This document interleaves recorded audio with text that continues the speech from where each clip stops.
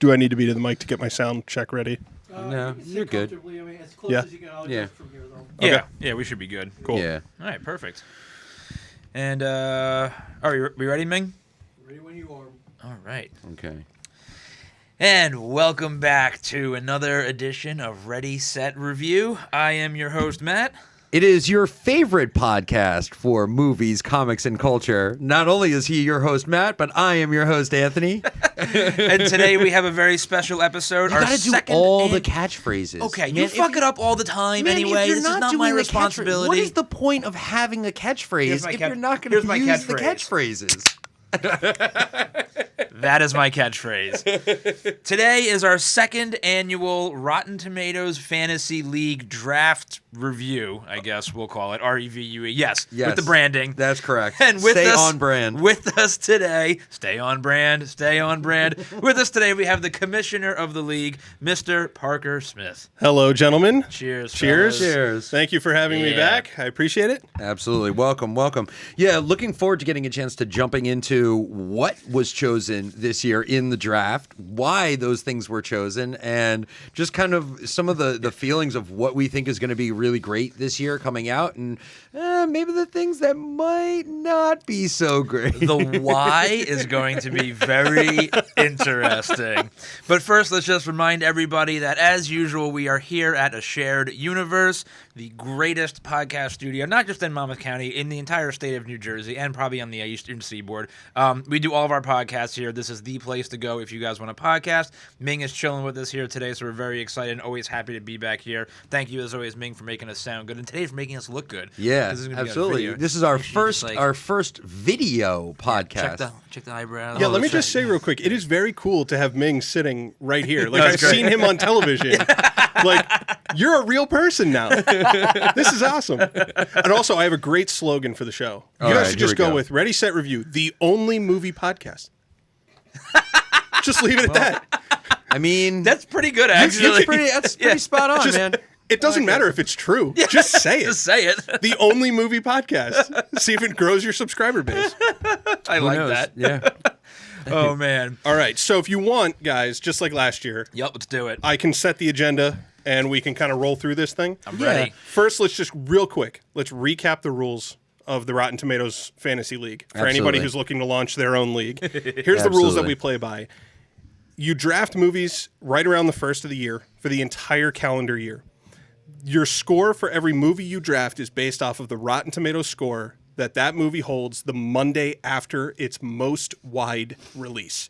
So, for example, if it has a limited release or if it comes out at a film festival and then later that year it comes out in theaters, then that would be the score that it has when it comes out in theaters would be its final score. And so that's how we've kind of structured this. We have 12 people in our league. We draft 10 movies per person. That gives 120 movies by the end of the draft. And then whoever has the highest average score across their top 6 performing movies out of 10 is the league champion. So that's the rules that we've set. In the past, if something didn't have a theatrical release, it did not qualify. Yep.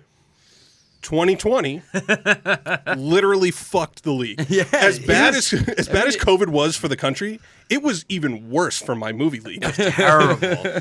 I mean, obviously, because there was no movies that were coming out on the big screen, and not only that, but all of the movies that were set to come out on the big screen were delayed until everything got pushed until this year. I think half or 75% of the movies that I chose last year got pushed until this year. Yeah, same. Yeah. I think I had 2 movies or 3 movies that came out last year. Yeah, and so, like, while I don't want to diminish at all, Andrea won again last year. So just a 100%. real quick run through the leaderboard. Andrea got first place with an average point per movie of 95. Wow. So she really just crushed it. Can you go through the movies that she had chosen? I sure can. Give me just a second here. So she picked In the Heights, which was her only movie that got canceled. That was Okay. her first overall pick. Then it was Let Them All Talk, which got a 90. On the Record got a 99. Emma got an 85. Never, Rarely, Sometimes, Always got a 99. Antebellum with a 28. That was her dud. Dud, yeah. The Last Shift got 63. Palm Springs, which I love that movie, 94. Farewell, Amor got 98, and Save Yourselves 88. Now, if you're asking yourself, what the fuck are these movies? You would be joining everybody else in the league because only Andrea knew these movies existed.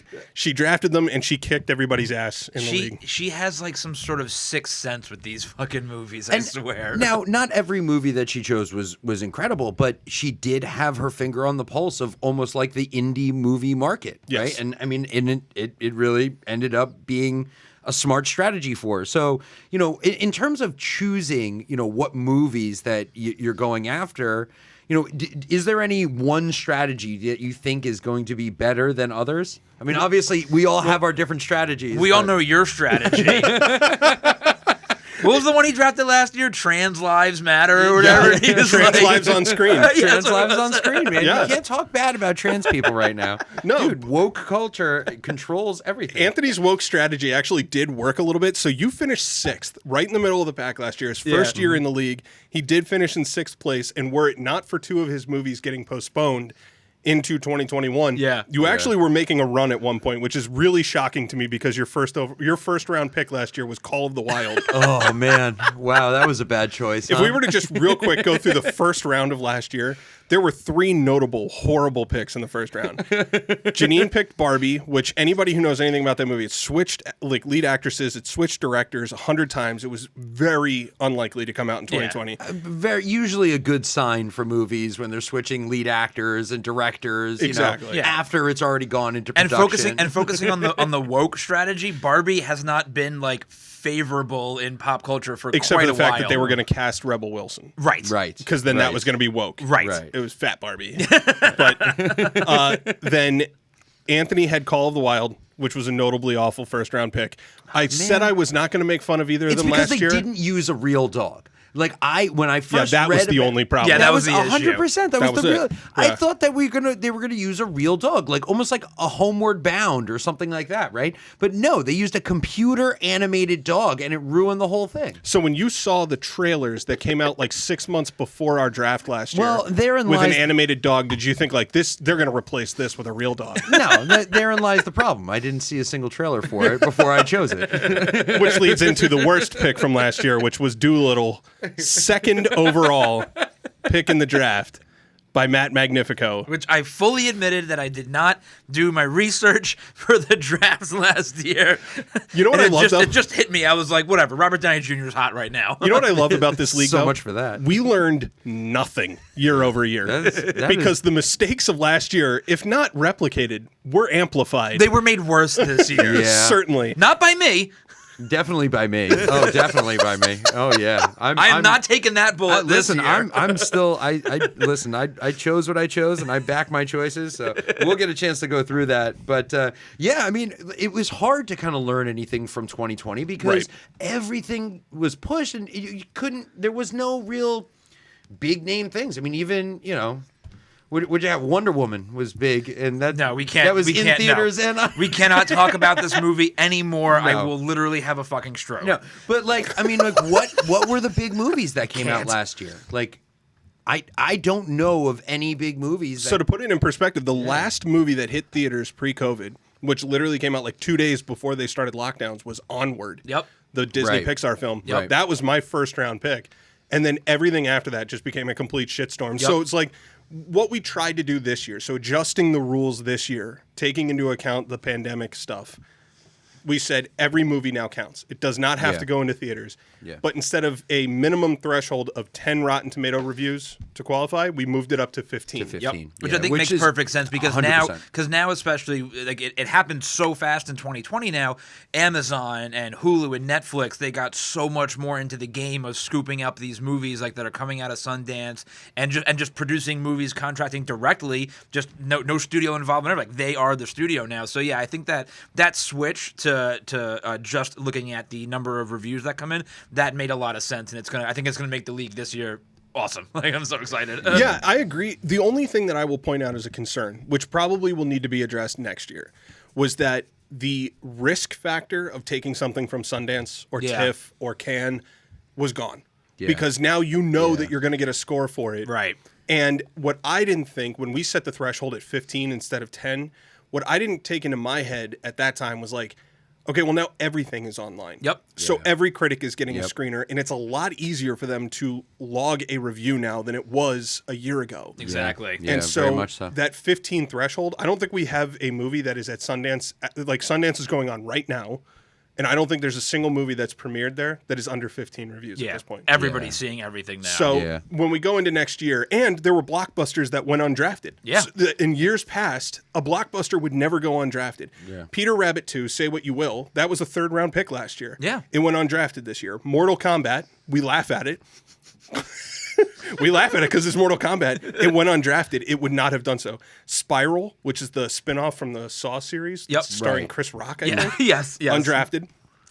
Del Toro's Pinocchio movie, which who knows what the fuck that's going to be, but It's going to be wild, It's gonna be man. weird. it's going to be so weird. It's But gonna that be would have wild. never. It's a Del Toro movie. Yeah, it's a Del Toro movie. Would have yep. never gone undrafted, but Yeah. there was zero risk in taking a indie film this I year. also Exactly. with a movie like that, right? Like a Del Toro, like Pinocchio. Like, couldn't there be other things that you could do? There's so many different properties, and Benicio and Guillermo del Toro is going to do Pinocchio. I mean, Well, I mean, think of it this way. is it going to be like a giant monster Pinocchio? I mean, I yes, guess it's going to be a Yeah, it's horror gonna be film. it's gonna be a mean, horror yeah, movie, and just think yeah. of it this way: it's very obvious. The last 5 years, they're just spinning a wheel of existing properties, and it's just like there's no rhyme or reason to it. Like we're gonna make all of them. It's just No, like, it's 2 do wheels. this one One's got now. a director. One's got an existing property, and whatever it Yeah. lands on. So they're like Pinocchio Yeah. and Exactly. Guillermo del Toro. All right. Yeah. They Dude, next year it's gonna 100% Yeah. need established fan bases behind properties in order to get them to move forward, because people just don't watch indie movies anymore. They don't make any money. So I'll actually combat that a little bit, because I would say that since Netflix and Amazon and Hulu got in the game of distribution of independent film, the fanfare for indie flicks has gone through the roof compared to 10 that's years ago. that's a good point. And already this year there have been a lot of really good independent. Well, I guess you can't really call them independent if it's either Amazon or Netflix that Right. are produced, because you can't call them indie. But of those lower budget, let's say movies that are They call it the style as opposed Yeah. to technicality. You know what's really Yeah, interesting? exactly. I was talking about this with a friend of mine, not to derail us real quick, but I was talking about this with a friend of mine the other day, and I said, we're never going to have another movie like Clerks ever again, because Clerks is truly like an anomaly of an independent film, because it had such fanfare that now it's bigger than many blockbusters as far as like pop culture is concerned. But you think about how small the budget was, how small the distribution was, and yet it kept climbing and climbing and climbing and climbing. And it was like the little engine that could. Yeah. And now it's like if Clerks were to be created today, it would be bought up by Amazon, it'd be dropped somewhere within its feed, and then whoever happened to fucking find it would be the Yeah. people who saw it, and then it would just disappear into the thousands of movies that are out there. And Yeah. Exactly, because everything is being picked up right now. and- Exactly. which is Yeah. good and bad in the same way. I agree. But Yeah, I mean they're throwing spaghetti at the wall and seeing what sticks. That's right? exactly it. That's it's literally it's I mean, and I have to say I watched the movie Snowpiercer the other love day, Snowpiercer. and I have not seen the show. I hear the show is phenomenal. There's but a show? The idea of like Sean Bean. I thought it was a bit much for a movie to have it, to be able to just have an entire movie that's on a train the whole time. It was a great movie, and I haven't seen It's not the like show a yet, normal but- train. It's not like Yeah. SEPTA. No, obviously. So, you know what I New mean? Jersey New Jersey I mean, Transit. I'm going to tell you exactly right now how that show is going to go. If it continues to get renewed season over season, it's going to be like, you ever see that show, The Last Ship? It was one of those like USA shows or whatever. Let me where- guess, the twist was it wasn't the last Well, ship. yeah. Oh, dun, dun, dun. so it was this show. It actually kind of had like this interesting concept. Is ironically about a global pandemic that like one of the, like a movie pandemic that wiped out like 90% of the Earth's population like in the blink of an eye. And there was this military ship like like an aircraft carrier or some shit that they just like happened to be out at sea when the pandemic destroyed everything on land, and they were the last ship, and like the whole gimmick was they were like sort of the last of humanity, and then there's roving bands of other whatever. But long story short, the show went on for like several seasons.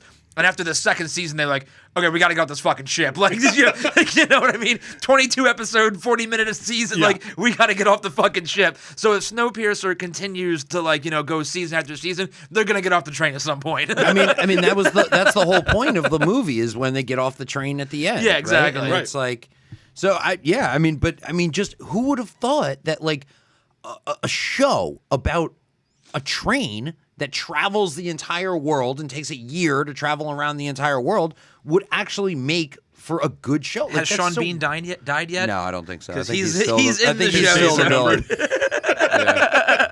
Just waiting for it. Yeah. I'm not sure. Is he the Ed Harris role or who is? I haven't fucking watched it. I don't know. Oh, okay. Well, you go. You suck. All right, let's start off with our round by round review. Now, both of you have in front of you, correct? Yep. The draft.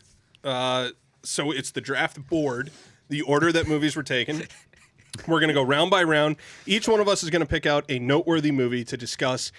It can be noteworthy good. Yep. It could be noteworthy bad. It could be noteworthy Minions, whatever it may be, okay? I can't wait. So here we go. The first round, the first overall draft pick in the 2021 draft was from Anthony. That's correct.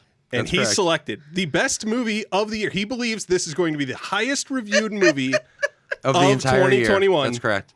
Not joking. He took Minions: Rise of Gru. Rise of Gru. So the reason I took this movie, right, and this is a great place to start, right? Wait, start hold on. right at the beginning. Let's go through all the movies so that people can just get a reference for what else he could have taken in the first round. Okay. Because to be fair, looking at round one was rough, actually. Like, overall, it was pretty rough, actually. there's Now that I not- look at the whole... Yeah, it's so, not- So go Okay. on. Like, So I had the second pick with In the Heights. Smart. Andrea, Yeah. third overall, was Candyman.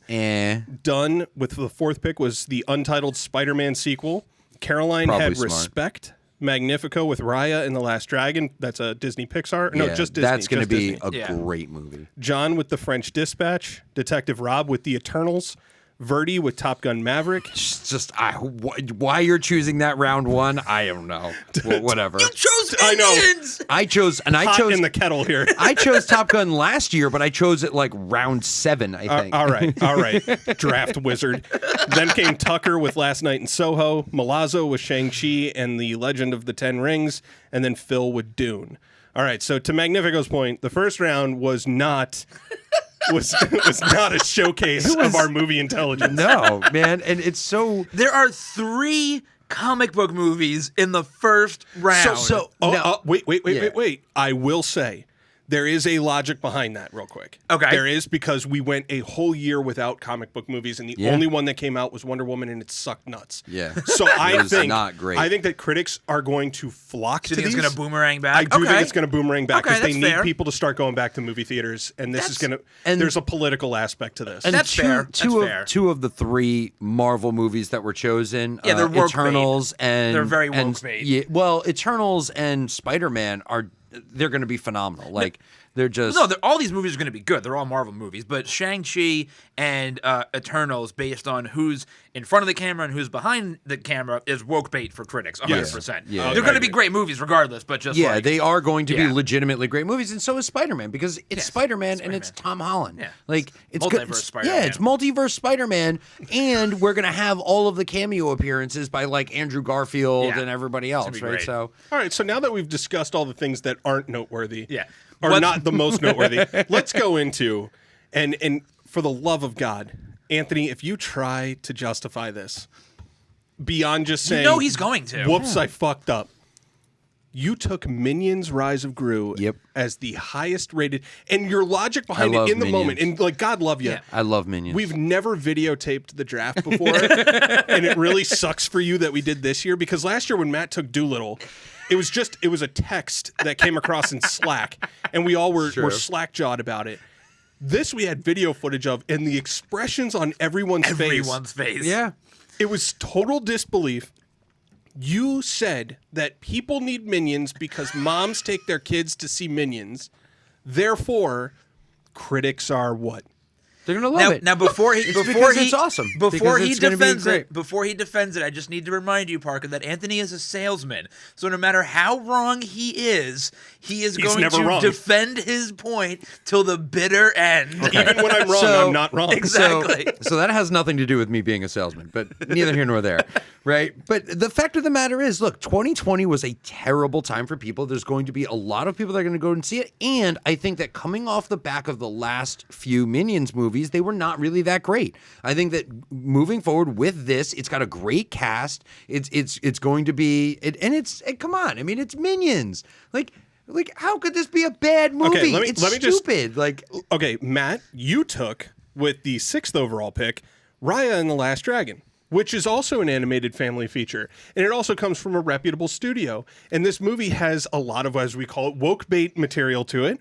It is an international audience pleaser. This is something that would strike me as maybe an opportunity for a first overall draft pick.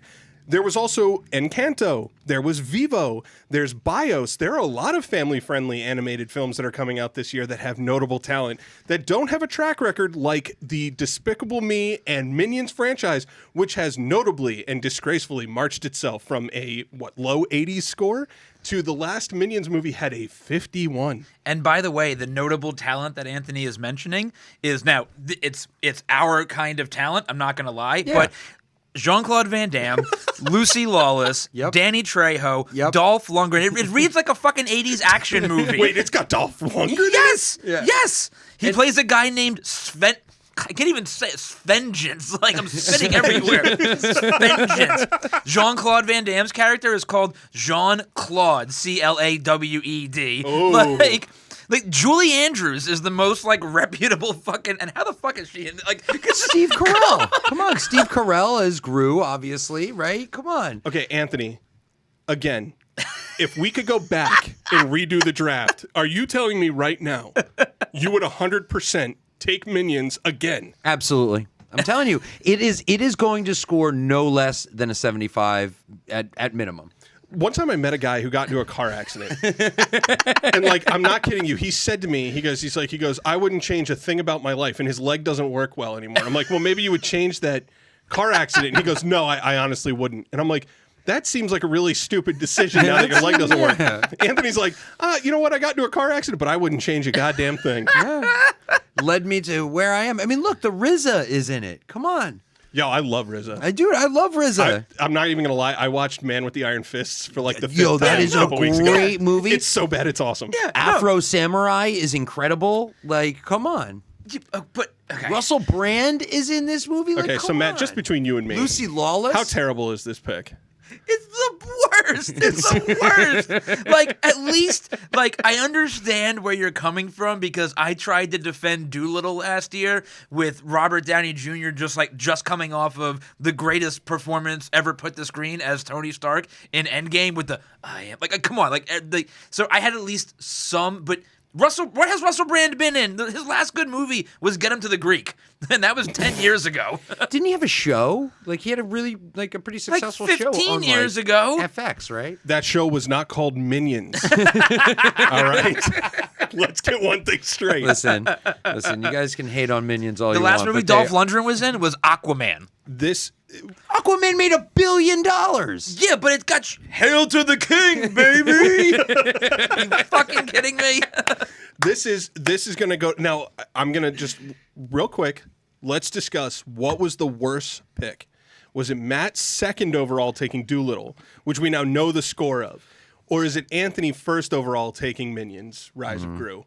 I'll allow you both to just set your picks here. It was mine because normally I would have been because the Robert Downey Jr. logic. I still stand behind the Robert Downey Jr. logic because the guy is a great actor. He can carry any movie, but I completely glossed over the litany of production issues that movie had. And you know me, my draft strategy, when I see that, I'm gone. That's a red flag over red flag. I just completely glossed over all of that. And I should have I just didn't do my research on the movie. Had I seen those production issues, I would have never drafted that movie.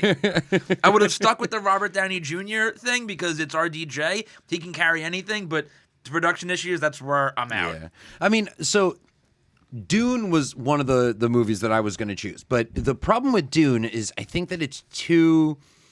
I think it's a too big brain concept. I mean, It's high risk, high reward. Yeah, it's very, but it's very high risk. The low side is like exponential because especially coming off of the back of a David Lynch movie, you're trying to remake David Lynch. So somebody's going to try and be as over the top and kind of like strange as David Lynch was. So it reminds me, it feels like it's going to be very similar to Blade Runner 2045 or whatever it was. 2049. Yeah, 2049, right? So that's what it feels like, right? Because it feels like it's going to be something where it's going to be for fans. It's going to who love sci-fi. Yeah. It's going to be awesome. But people who are maybe not fans are just going to tear it apart because it's going to be very abstract. It reminds me of Meta Ian from Entourage, where like people are really hyping up, like the whole concept of it and like the production, and then it's just going to just drop like a sack of potatoes. Like I think it's going to be good, but I think there's some risk there. I have a hot take for you. Go. Okay. I think sci-fi right now is just dead. I think it's dead. I think that people who want to watch sci-fi movies watch it on the Sci-Fi Network. Yeah. They want to see Sharktopus. They don't want to see. They don't want to see a big picture sci-fi movie. Like seriously, look at what happened with Star Wars. Yeah. Look at what happened with it. Yeah. The Mandalorian?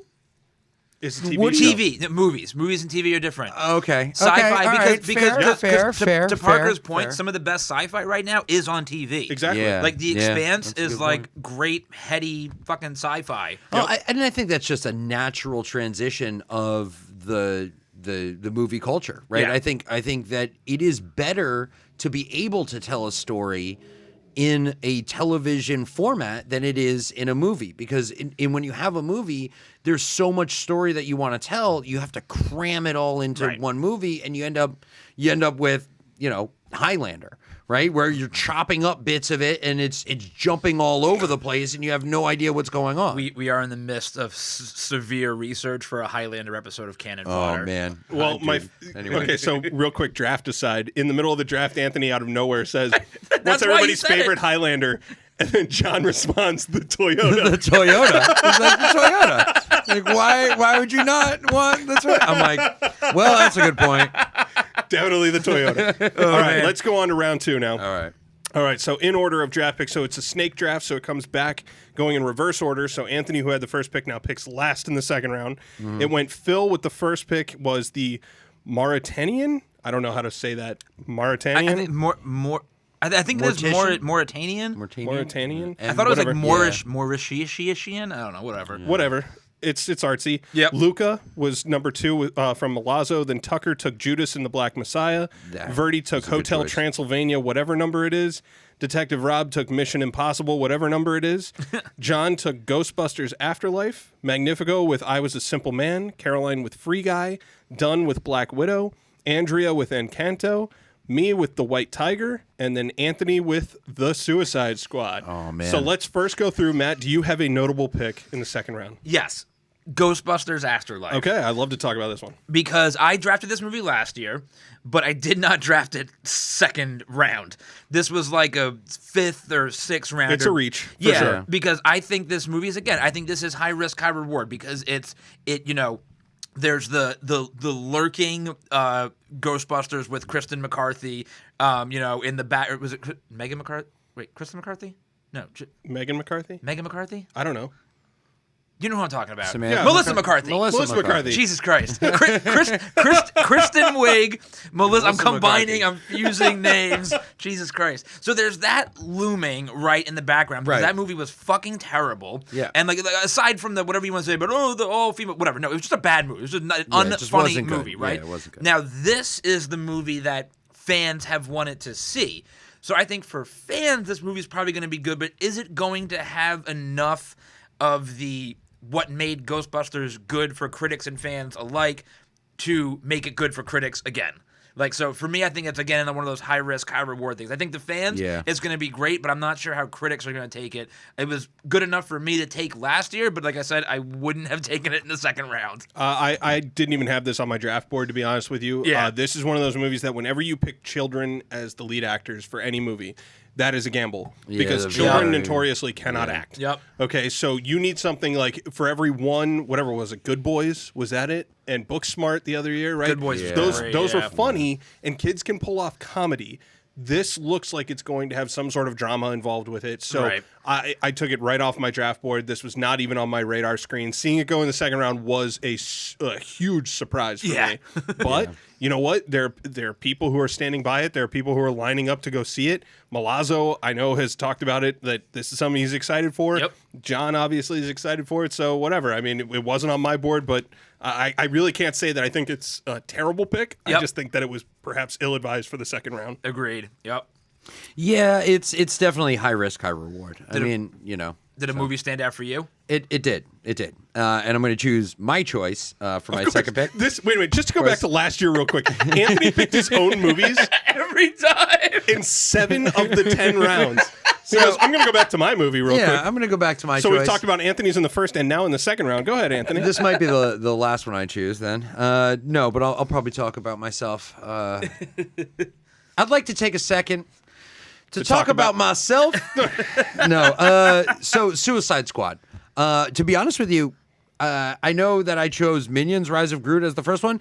Suicide Squad, I think, is going to be the highest rated movie that I chose. Out of all of the movies that I chose this year, I think the Suicide Squad is going to be the highest rated movie. I think I'm James trying very Gunn- hard not to throw up on Ming's I microphone think here. the ensemble cast that they have, I think James Gunn in it and at the helm is going to, I think it's going to be phenomenal. I think it's going to be hysterical. I think it's going to be really gory and graphic. The highest rated movie of the year? No, or just of what you picked? What I chose of my picks for this year. Looking at his picks, he might actually be right about that. No, he get his next pick in the next round. Oh, the Beatles, Beatles? movie? Okay, yeah, the A Beatles, Beatles movie movie is a is We gonna- can't talk about it yet. We can't talk about it. We're not there so, yet. But yeah. I will say that the Suicide Squad for me is, in my mind, the epitome of a high risk, high reward. Yeah. It is a relatively recent franchise that bombed. Yeah. All right. Yeah. Now, yes, off an entire universe Right. that is continuously bombing. Yep. And- it makes money, but the critics do not like it. so James Gunn, the only reason he took this project in the first place is because Disney spit in his face a few years earlier. Yep. Okay, so he took this out of spite. He's making a movie. This is a huge, huge gamble for Yeah. him, for his career, for Warner Brothers, for everybody. So when I saw this, you know me, I'm not a huge James Gunn guy. Yeah. I just never have been. I like the Guardians of the Galaxy. I think that the hype around it is really kind of overplayed at this point, but the Suicide Squad looks like it's going to be hysterical. It's going to be funny, and funny movies with 85-year-old critics who write for the New York Times and the Washington Post tank. Yep. They absolutely tank.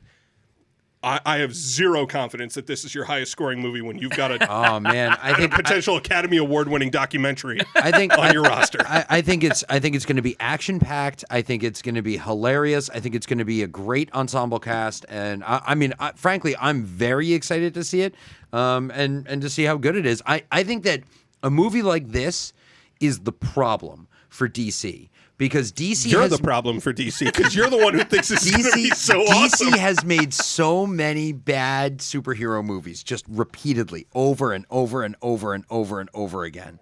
And this movie is going to be what Wonder Woman was. Right. The first Wonder Woman movie was great. It was really, really good up until the ending. Well, whatever. But for the most part, the first Wonder Woman movie was really, really good. And it sort of gave permission to be able to continue to push this whole universe. Yeah, they got the an whole extra. thing. They got an extra life. Exactly. Yeah. Exactly. It's literally what happened because before that it was Batman versus Superman, which is like the worst movie ever made, and Man of Steel, like it was garbage. I didn't like the first Wonder Woman Justice movie. League was terrible. See, I liked the first Wonder Woman movie. It was the boring. first- I fell asleep. The first Wonder Woman movie was great. The ending was terrible. The ending was really terrible, bad. but The whole point here is that if we're going to talk about a movie that's noteworthy in the second round, we're calling out the Suicide Squad. I'm going to call one out now that I think is worth talking about because I think it is the most interesting, could be amazing, could be awful, could be... I know exactly what you're gonna say. I'm going to say Caroline's pick with Free Guy. Yep. I've watched Guy? the trailer Yep. for this like 100 times. I have no idea. Is this a kid's film? Yeah, I can't tell. I can't tell. I can't tell either. I could have sworn the first trailer had like a lot of cursing in it. Yes. And then like all the trailers since then, Yes. they're all like really playing up the video game aspect of this. Like it's a good guy and a bad guy universe. Right.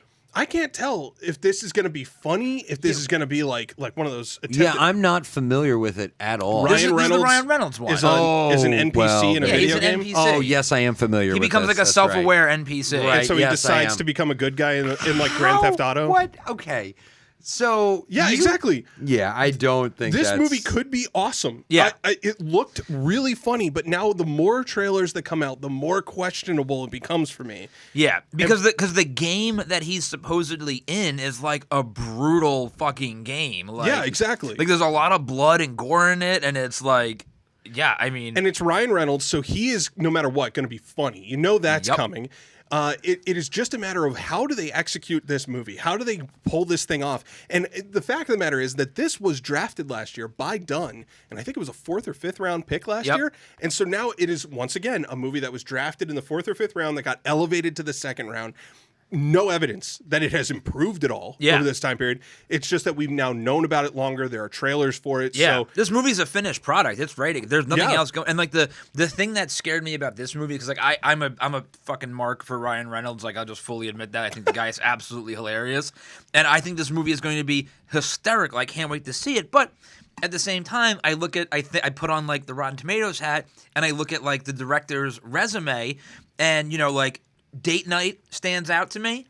But then like I think that it's like, oh, he also directed Just Married with Ashton Kutcher my and Brittany, God. right? And he also did all of the Night at the Museum movies. my son loves those Right, movies. one was good. The next two were Not so unnecessary. great. Right? Yeah. Well, that's why I can't tell. Is this supposed to be aimed at kids? Exactly. I can't tell either. I completely agree. So I'm totally torn on this movie. Like I think I'm going to like it, but I have absolutely no idea how critics are going to take this movie. I think it's aimed at the 18 to 35-year-olds. I hope so.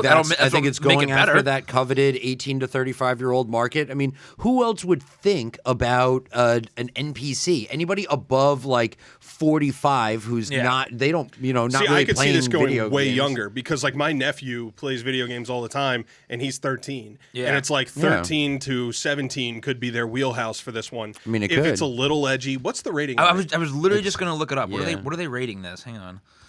Got the IMDb page open. Free Guy, adventure, comedy. Does IMDb not show you the rating? Where's the fucking It rating? might not be It rated might not yet. be rated yet, yeah. Oh, you're right. Could That's not be crazy. rated. Yeah. So we'll see. What the rating comes out to is really going to be, that'll determine for me how excited I am for it personally. Yep. But I think that this. Oh, it is rated R. Oh, yeah. Okay, There it is, so- rated R. Yep. So once Holy again, shit, so okay. nailed it. It's the 18 to 35-year-old It is. audience. Yeah. All right, that is my standout from the 2nd round. It's the one that I'm most curious about. Me too. I think that it was a huge Yeah. reach to grab it in the 2nd round, but we'll see how it pans out. Yep. Yeah. All right, let's go to the 3rd round here. So starting with Anthony, selected the Beatles Get Back documentary. Yep. Then I picked Vivo. Andrea picked Passing. Dunn, Venom, Let There Be Carnage. Caroline, The Little Things. Magnifico, Cruella. John, No Time to Die. That's the James Bond movie. Yes. Yep. Detective Rob, A Quiet Place Part 2. Verdi, 8 for Silver. Tucker, The Green Knight. Malazzo, The King's Man. And Phil, Coming to America 2. All right, Matt, we'll start off with you. What is your notable pick? So mine is A Quiet Place Part 2. Okay. Because I picked A Quiet Place Part 1 like first or second year, and that was like my sleeper pick that year. That movie scored like a 96 or something. Yeah. Like, it was Yep. huge. And seeing the trailer for Part 2, it feels to me like one of those scenarios where you like kind of like we were talking about Clerks before, right? A Quiet Place kind of reminds me of like Clerks in the sense that it's like, or even I would even compare more to like El Mariachi. Low budget feeling, I have right? literally no idea what movie you just named. El Mariachi. Robert Mariachi? Rodriguez, but before Yeah. it comes before Or Desperado? Yeah, before Desperado. Oh my God, I've never seen it. Oh, you've got to watch it. Oh, It's it's great, a great So, movie, so yeah. it's very low budget. Right? Antonio it's Robert Banderas. Rodriguez's first. Well, no, El Mariachi. Right, El right, Mariachi is actually. Robert Rodriguez's first movie. It's very low budget. You can tell. Not that A Quiet Place was low budget, but it was very small and contained, and that's how I Right. saw A Quiet Place. And then Desperado, I'm not sorry, Desperado comes out, and it's like, full on big budget Antonio Banderas. That's what A Quiet Place 2 feels like to me. It feels like because the first one was so successful, they're like, you know what? Now we're just gonna dump a bunch of fucking money into this, and it's gonna be bigger, it's gonna be louder, there's gonna be more horror, more gore, and that to me is not what A Quiet Place was. So I feel like they're just turning it to 11, trigger slackbot, and like that's. I feel like it's just going to lose all of the spirit that made the first movie good. So spoiler alert, though. Spoiler alert, right? How is it that John Krasinski is in the sequel? How is that possible? It's got to be flashback shit. Yeah, like it has to But be. his kids look older. They're in the car with him, and they look older. Yeah, no it's got to idea. be. It's got to be a flashback. Time travel. Throw some time travel in God. there for good measure. Time travel. That we definitely need Mike Dunn to watch it if there's time travel and silent monsters in it. Yeah, like I said, it just feels like it's losing. The trailers just make me feel like it's losing a lot of the heart that made the first movie good. I Could be. could not agree with you more. Notoriously, sequels for horror movies do not do well. Chapter 2. In terms of reviews. It Chapter 2 is one of the worst, most ridiculously annoying. I still haven't drawn-out- finished watching it. I've I tried don't. 3 times. I mean, it's I've watched that. I didn't mind it. I hate Whatever. it. Chapter 2. That movie was. I didn't mind it. I didn't love it, but I didn't mind it. Oh. No, like for me, So A Quiet Place bad. Part 2 It's so bad. it's one of those movies that I had as a like right down the middle of the plate. Like this is a 5th, 6th round pick. Again, elevating it to the 3rd round. Okay, Yeah. I guess if somebody wants to reach that high for it, we'll see if it pays off. But I'm not sold on this one either. So I Yeah. would say that this is like a. I'm not going to say that it's noteworthy to me because I wouldn't say there's noteworthy good or noteworthy bad. I would say that the movie itself is probably interesting, but as far as where it was drafted, I really don't have a strong opinion on it. Where my pick goes to is in the 3rd round, Matt Magnifico selecting Cruella.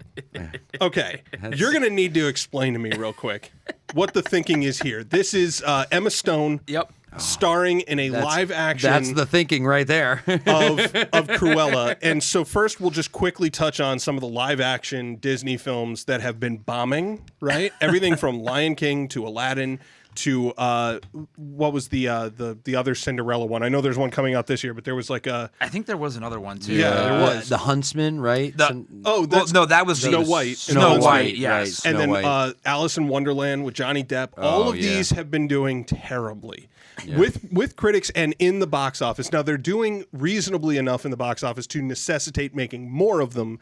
However, they objectively suck. Yep. So you took one.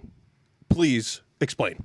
So I will admit that this was partially a panic grab because 2 of the movies that I had planned on drafting came right before my turn. Oh man. And It I don't, happens. and I'll be fully honest, I do not organize my draft board that, what's the word I'm looking for? Detailed. No, it's detailed, but it's not really like organized. Like, so if I'm in a position where like a movie that I was planning on drafting it around like goes, or in this case, like 3 of them go, I'm not really stacked to like, reload or whatever. So it was a bit of a panic when I had Cruella a little bit later in my thing, but this was really going to be like a 5th or a 6th round for me because I totally get the live action Disney thing that was a concern for me. But the 2 things that swayed me, Emma Stone was one of them because like she's a good actress. She's a good actress. Most of the things that she's in do well with critics and fans alike. But the thing that, for me, differed this movie from the other live-action Disney movies that have been bombing was the director. Yeah. Craig Gillespie has a resume that resonates more. Honestly, I was kind of even surprised that he was directing this movie because Ramble off some from his resume real quick. Lars and the Real Girl, I, Tonya, which I know you say. I Tonya was a great. Yeah, movie. I'm not getting into the Margot Margot Robbie Robbie thing right sucks. now. I'm not getting into the Margot Robbie You're thing. completely wrong. That movie was phenomenal. From a critic's perspective, he seems to carry a little bit more, not weight, but a little bit more respect than some of the other people that have done. I mean, Favreau aside, obviously, but you know, like it. So again, it would not normally have been my 3rd round pick. It was more like a 5th or 6th round pick, but I panicked and it was the first thing I saw and I was like, I'm just going to take it. I had a panic moment as well, so I took, just real quick, not to say that mine was noteworthy, but the only reason I took Vivo where it was, I had that as my 4th round as a 4th round pick for me. The only reason I took it there is because I was at the end of round 2, start of round 3 for my pick. The only person I had to get around was Anthony. And so at the end of the 2nd round, I had 2 movies that I was targeting: Beatles, Get Back, and The White Tiger. I knew The White Tiger was going to do well, and I had high hopes for the Beatles. And I said, okay, I'm going to take The White Tiger because I feel like that's something that the trailer was out there. Anthony could have seen it and been like, oh, I'm going to just take this. So I was like, I'm taking The White Tiger in hopes that with expectations that the Beatles Get Back was going to be there. And if you watch the video, as soon as Anthony takes the Suicide Squad, I think I'm in the clear. Because I'm like, all right, I'm going to skate right past this guy. And then think you're safe Beatles, just when you think you're safe. and I threw my hat. I got so frustrated because I was like, I can't believe it. If I had just taken it in the reverse order, I would have had both those movies. Because he would have never chosen White Tiger. Well, and so that therein lies the Unless he advantage. thought it was a kung fu movie. It's the advantage of being that first draft, right? Because you're choosing back to back, right? Right. So realistically, Beatles should have been my round 2 choice, and Probably. Suicide Squad should have been my round Probably. 3. But it doesn't matter because I chose You're back to back. That's true. Yeah. So Right. it doesn't really matter. Yep. Yeah. All right. And so, real quick, I do want to talk about the Beatles Get Back. I know I already picked one, but Anthony, since I know you're going to pick your own, No, I'll just say it for you. I really wasn't. I really wasn't. There's actually a different one that I want to talk about. Okay, well, just real quick, the only reason that this was so high on my draft board, I had this as a 1st round pick, by the way. The trailer has dropped. Yeah. It looks amazing. It is It does. unseen footage of the Beatles in their prime. Oh, yeah. In full Yeah. color. Yeah. And Peter Jackson is the one who is editing and putting this together. Yep. I mean, in my mind, this is an easy 95. Yep. Easy. Yeah. I agree. Yeah. Can we also just point out very quickly that arguably what will be Anthony's highest scoring movie of the year was the only one he didn't want to choose as his standout? 100%. So let me tell you something. I am not a Beatles fan, right? And not only am I not a Beatles fan, I think they are the most overhyped band in the entire history of music. I think that they are a great band. I think that at their time they were revolutionary. Please don't click unsubscribe But right they now. were Please don't. the Beatles. They're not what everyone says that they are. And they were hyped. This is one man's because opinion. He does not speak for the show. It reminds me of like people who still like celebrate the Confederacy of the United States. The Beatles were together longer than the Confederacy. Oh my God. Wait, stop. Whoa. Did we? The Beatles Whoa, are wait a not minute. good. They're well, excuse me. They're a great band. But Beatles- No, wait, they're that's what he's going overhyped. to correct himself on. They're He's not going to overhyped. correct himself on the Confederacy comment. No, Comparing because the it Beatles to the didn't last. Confederacy. It was He their corrected Beatles fans are himself. people who deny the outcome of the Civil War. Absolutely correct. I said what I said. Yeah. The Beatles. I can't That believe is the it. single The most most- absurd thing I've The ever most heard anybody say. overhyped band of all time. Overhyped. He needed to punctuate his remark, and he's like, "What's a good analogy?" I got it. People who People who deny deny the- the outcome of the Civil War That's it. and support the Confederacy. That's it, man. It's there. You support something that happened for 3 years versus something. Oh my God, dear God. Most of the time, people compare things like was the great. Beatles to the Rolling Stones, right? And there's just no comparison. The Rolling Stones were together for fucking 50 You've already years. made your point. Your point is crystal Yeah, clear. we can't You get really past. hate We Beatles can't fans. get past the I don't hate Beatles fans. I just hate the fact that they're overhyped. Like, they're a great band. They were revolutionary for their time, but they're not. Okay, before we move on, I just need to clarify. Jesus. Dave Matthews Band is the most overhyped band of all time. Let's move on to round 4. Okay. Wait a minute. I didn't No, even get no, a chance to do your my time round is- 3. No, your time is I'm up. sorry, No. Listen. You're going to So- yield your time to the chair? Where's No, the music? listen, Mate, I'm- do you have one of those music boxes that they use for the Academy Award? The cue music, wrap-up you know, music? the wrap-up music. Listen, I'm reclaiming my time.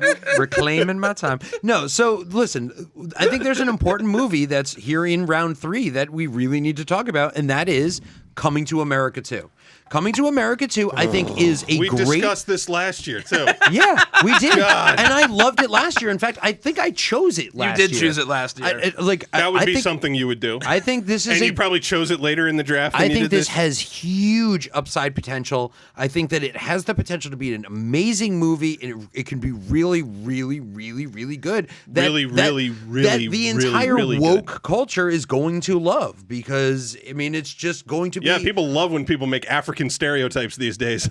But that I- goes but over I like a don't- fart in church, man. But again, I don't think it's going to be that kind of stereotype. Or if it is, it's going to be it's done in the satirical way. Like, I think it's going to be a great movie, and I think people are going to love it. First of all, you should know better than to believe that the woke mob understands what satire even is. And That's so true. I will say that Fair point. That last year, I did think that Coming to America 2 wasn't such a bad pick, only because Eddie Murphy was like coming in The hot Dolomite- last Yeah, year. from we like, discussed Dolomite this. was Right. So dope, for anybody man. who It was so good. doesn't want to go back and listen to last year's episode, I will just quickly summarize what we arrived at, which was that Dolomite was made, Coming to America 2 was made and was greenlit way before Dolomite was. Yep. So this movie has been in the can for a long time, and a lot of people who saw Dolomite and said, wow, Eddie Murphy is actually making a comeback, you cannot apply that retroactively to a movie he made before Dolomite. Right. Okay. And also because know.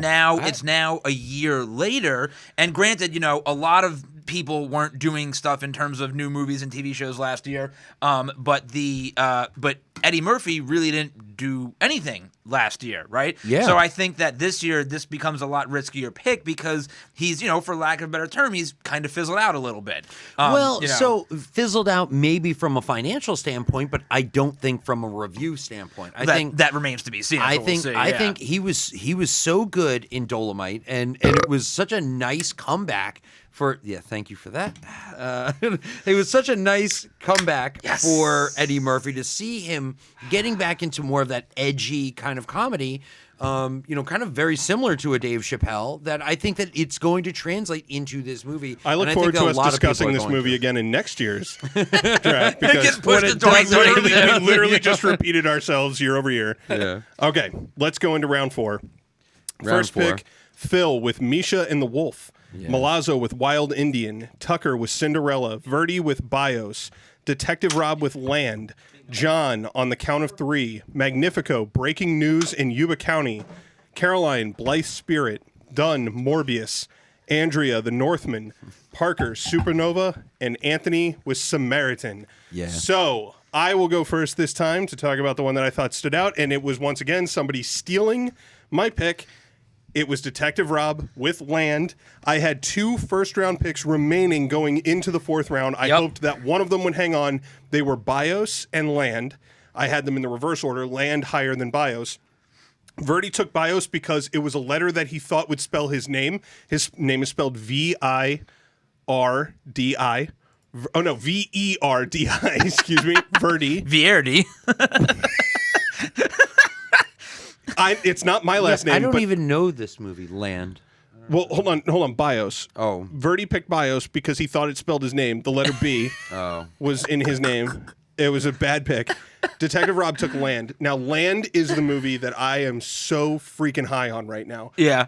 It's one of these movies where a woman is like almost like do you remember Wild with Reese Witherspoon, where she was like backpacking the Pacific Crest Trail? Yeah. I do. Very similar. Woman decides to go into a cabin, live in isolation. She's clearly, it's like the trailer is super mysterious. Yeah. Oh, it's And the it's cinematography- directed by Robin Wright too. The cinematography and stars her too. will blow you away. Yeah. And so I was like, this is absolutely. I had it as the last pick in the first round, and then I think I had it second to last. Then I had Bios as my last pick in the first round. Yep. The fact that Detective Rob snagged this one, it's such a pick that he would make. Yeah. It's a gorgeous film. It's got a lot of story, a lot of heart, and it's just a critic magnet. Yeah, I completely agree, and it's yet another one that was taken. I had this high on my board too, taken right, two picks before me, Right. every time. I was hot on this movie too, but yeah, I completely agree with everything you said. Yeah. All right, Anthony, what's your standout? Morbius. So So I don't know why Yes. Morbius was even chosen. Wait, did you draft that? No. Oh, no. Oh, done. No. Of course, done. Of course, Dunn Done. took it. So I don't know why it was chosen. superhero I don't think it's strategy. going to be any good. I don't think Jared Leto is going to be good in it. I mean, Did you hear they might delay it to 2022 now? Yes, I heard that. They just Yes. came out with that news because they were like, Yes. so Sony, I think, knows that they have a stinker on their hands. Yes. Yeah. So they're like, hey, maybe if we put it out after Spider-Man, which is coming out on Christmas Day. Yeah. So they think that they might actually push Morbius back a whole year again. Again, yeah. I think But it's very remember, clear. Dunn's strategy is always superhero movies. That's know. like, yeah. and I think it's very clear that like there's another Wonder nobody Woman but movie? Marvel can do good superhero movies. Like DC can't do it, Sony can't do it, even with Marvel properties, right? Yeah. Like Venom was okay, but the best thing about Venom was that it was an hour and 40 minutes. Like you're in and out. Like And he ate a dude's head off. That was the best. that was it was. I mean, that was cool. I mean, it was Like a great. a turd. It was floating in the wind. yeah, man. It was a great action movie, but like it wasn't like was it anything I hadn't seen before? Yeah, of Is course. it something Yeah. that like It was is going to total give me popcorn, total Yeah. popcorn. You sit down, Again, like, let's go. Yeah, it was More- good for 90 minutes. Morbius is going to be the exact same thing. Except it's going to be a vampire Except story. it's gonna suck. Yeah, it's going to be awful. and it's going to have a little bit more of that immortality, vampire, romantic side of it. It's See, going to my have my hot take on you know, Morbius kind of is that he's not actually going to be a vampire. It's just going to be Jared Leto method acting as a severely depressed emo person who thinks he's a vampire. Did you see his movie that just came out? Whatever that's called, The Little Things on HBO Max. No. Wait, was it the one with Denzel? Yeah, Yeah, there was like a crime drama or whatever. Yeah, I haven't seen it. I heard I it was good, but I haven't watched it. I watched it. Not- Look, Jared yeah. Leto, you really have to be in the mood to watch that guy on screen because he can be super insufferable. He really is. And yeah. like in this one, you could just tell like he was really just jerking off to his own image on screen the entire time. Like he really was into himself. He was feeling himself in this role. Yeah. And I didn't particularly like the movie, so maybe that's why. But I think that Morbius is certainly of note because that movie is going to be ready. Here it is, the worst movie of 2021. wow. in terms of That- critic review, In terms of That's- everything. Everything, That's a bold statement. We but might have a No, I Razzie think- I Award think, winner. Yeah, Yeah. I think I agree with you. I think- because remember, it's don't forget. There is a trailer for Morbius out. Oh, I watched it right before I we've came here. Oh, I've watched seen it. the trailer. Yeah, yeah. we talked about it, and the trailer is very, very bad. Yes. Like I normally don't. I don't judge movies off of trailers anymore because Hollywood has made an art out of super cutting trailers Oh, to like yeah. Suicide Squad. You know, like Suicide Squad looked amazing. Oh, man, with the Batman trailer, right? versus Superman yeah, looked right, amazing. Exactly. Yeah. So, but this is an example where it's so bad that they can't even get a good trailer out of it. It's and look, I think honestly the reason why he took this role is that he is seriously butthurt that he's not Joker anymore. He got pushed out of DC, and Yep. so now he was like, "I'll take whatever role Marvel wants to give me." And Sony was Yep. like, "Hey, we have some Marvel roles. Yep. You want to help us out?" You Yeah. want to do Marvel Light? Knowing Jared Leto, like he was like coming back from like a 3-month meditation period, and he had no idea that Sony owned any of the Marvel rights or any of that shit. And he was like, "Yeah, I'll be Morbius. Who's Morbius? Marvel Cinematic Universe. Yeah." yeah, and And they're realizing like, he no, drives up to the not Sony lot. What exactly. the fuck? Where am I? All right. But So we're gonna do a it is- multiverse, right, guys? I mean, that could be right because they That's could what they're be banking building. on. They're banking building on it, to yeah. maximum And carnage. that's why I think they're going to move it after. They are not building They're to gonna push maximum I'm carnage. telling you, they're building. They are to, not What building- other Sony? They're building to crossover- Venom, Let There Be Carnage. It's like Let There Be Light. Do you get it? Do you get the title? Let there be light, but instead of light, they put the word carnage in. Oh, with this- it's so smart, guys. With his fucking sideshow It's Bob so smart, wig. dude. Oh, His sideshow God. Bob wig is great. Is he God. definitively coming back? Is Woody Harrelson coming I back? believe so. Yes. I mean, Yeah, what a I'm- waste of I'm an pretty end sure. credit scene if he doesn't. No, it would be so much better if he didn't, and they just found some random dude where it was like, you know that guy, the Cletus or whatever his name is, that was in the prison. That's not him. Yeah, no. Red herring. Gotcha. It could be. Yeah, gotcha. It could be. That wasn't Cletus. That was Bob. Yeah, it was Bob. Come on. All right, So- Magnif, pick out your movie. So I'm gonna pull an Anthony here. My standout was my pick, breaking news in Yuba County, because this What a weird ass trailer that dude. was. So Yeah. this to me feels like Yeah. it feels sleepery good. Like the trailer the cast, the director. It feels very like, dare I say, Coen Brothers-ish. Dude, I was like, going to say the same thing. Yeah. I was like, Yeah, imagine very if you much gave so. like the Coen Brothers like Red Bull. right? Yeah. And they made a movie and they were like, it's going to be really weird, but it's also going to be kind of happy. Right. Like, it feels the kind of movie to me that, like, it's going to be the kind of movie I feel like that most people that go to see it are going to be like, what the fuck am I watching? But there's going to be just enough critics that are going to be like, genius, to Do you give this a remember, good, what was the movie with Brad Pitt, the Coen Brothers movie with Brad Pitt, where George Clooney, Brad Pitt's the fitness instructor. What's that one? Burn After Reading. Burning Yeah, After Burning Reading. That movie is yes. great. That movie It is is. It is. phenomenal. But it's super weird. Yeah, super Yeah. weird. Makes no fucking sense at the end of the Yeah, day. phenomenal. But like, it's a great movie. I totally But agree. did yeah. critics like it? Critics loved it. Oh my Yeah. god, critics jerked off all over it. Yeah, they're like, oh, you know what So- the most, like they infer all this like artistic integrity into like the dildo chair. Yeah. They're like, oh, it's a perfect way to summarize our society overall. Exactly. Is that you go to sit down in a chair and then you've got a dildo rammed into you, and it's like, Yup. what the? And Brad Pitt played like a very much his character. I remember His was character very steals much the show. Oh my god! And it very much reminded me of the characters from Pain and Gain. Yes. Where like he Yes. was just like this Yes. clueless idiot that gets wrapped up into this scheme. Yes. You know, Yes. like I absolutely love that movie. So that's what this movie feels like to me. The hardest I've ever laughed in my life was when Brad Pitt comes out of the closet and he's smiling like, hey, and he gets shot in the fucking face. Just gets shot right And in it the comes out of nowhere. You go, what the fuck? He's smiling like, hey. Love that movie. Yeah. So All right. this to me is like it's again this movie's either going to be great or it's going to tank. Yeah. It could be really, really fun. I think that Yeah. regardless of how critics perceive this movie, I think that there's going to I be think a I'm fan gonna base like for it, it yeah. somewhere. Yeah. Oh, absolutely. All right, let's move on to round 5. This is where Anthony, I'm going to spoil it right away. He stole the show this round, taking once again my pick, Godzilla versus Kong. Then I took the United States versus Billy. Sorry, it got cut off for me here. Billie Holiday. Andrea, One for the Road. Dunn, The Hitman's Wife's Bodyguard. Caroline took Jungle Cruise. Magnifico took Cherry. John, Soggy Bottom. Detective Rob, Nobody. Verdi, El Planeta. Is that how you say it? Or Planeta? I think I don't know. Planeta. Tucker with Next Goal Wins. Malazzo, Coming Home in the Dark.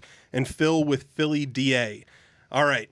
Anthony, was a do you good want to start us off and talk about your own movie? No, I'm actually not. I'm actually not going to be talking about my own movie once again. But I am going to be talking about Jungle Cruise, right? Because I love The How Rock. is this noteworthy to you? Because This is Because the I most wanna milquetoast thing. It's like The Rock and Emily Blunt on a boat. which is not God gonna, damn. and exactly, and it's not going to be. I don't think the critics are going to love it, but I think this is one of those movies. The reason that it's noteworthy is because I think that this movie will make a ridiculous amount of money. If I disagree. I think there's a lot of people. Well, okay, so let me You say think there are this. going to be a lot of pro wrestling fans lined up for this one? I think there's going to be a lot of people who watch this movie because of The Rock. And it's not just pro wrestling fans. The Rock has transcended. Dwayne Johnson has transcended. He is like, there are pro wrestling fans that love him. There are women that love him.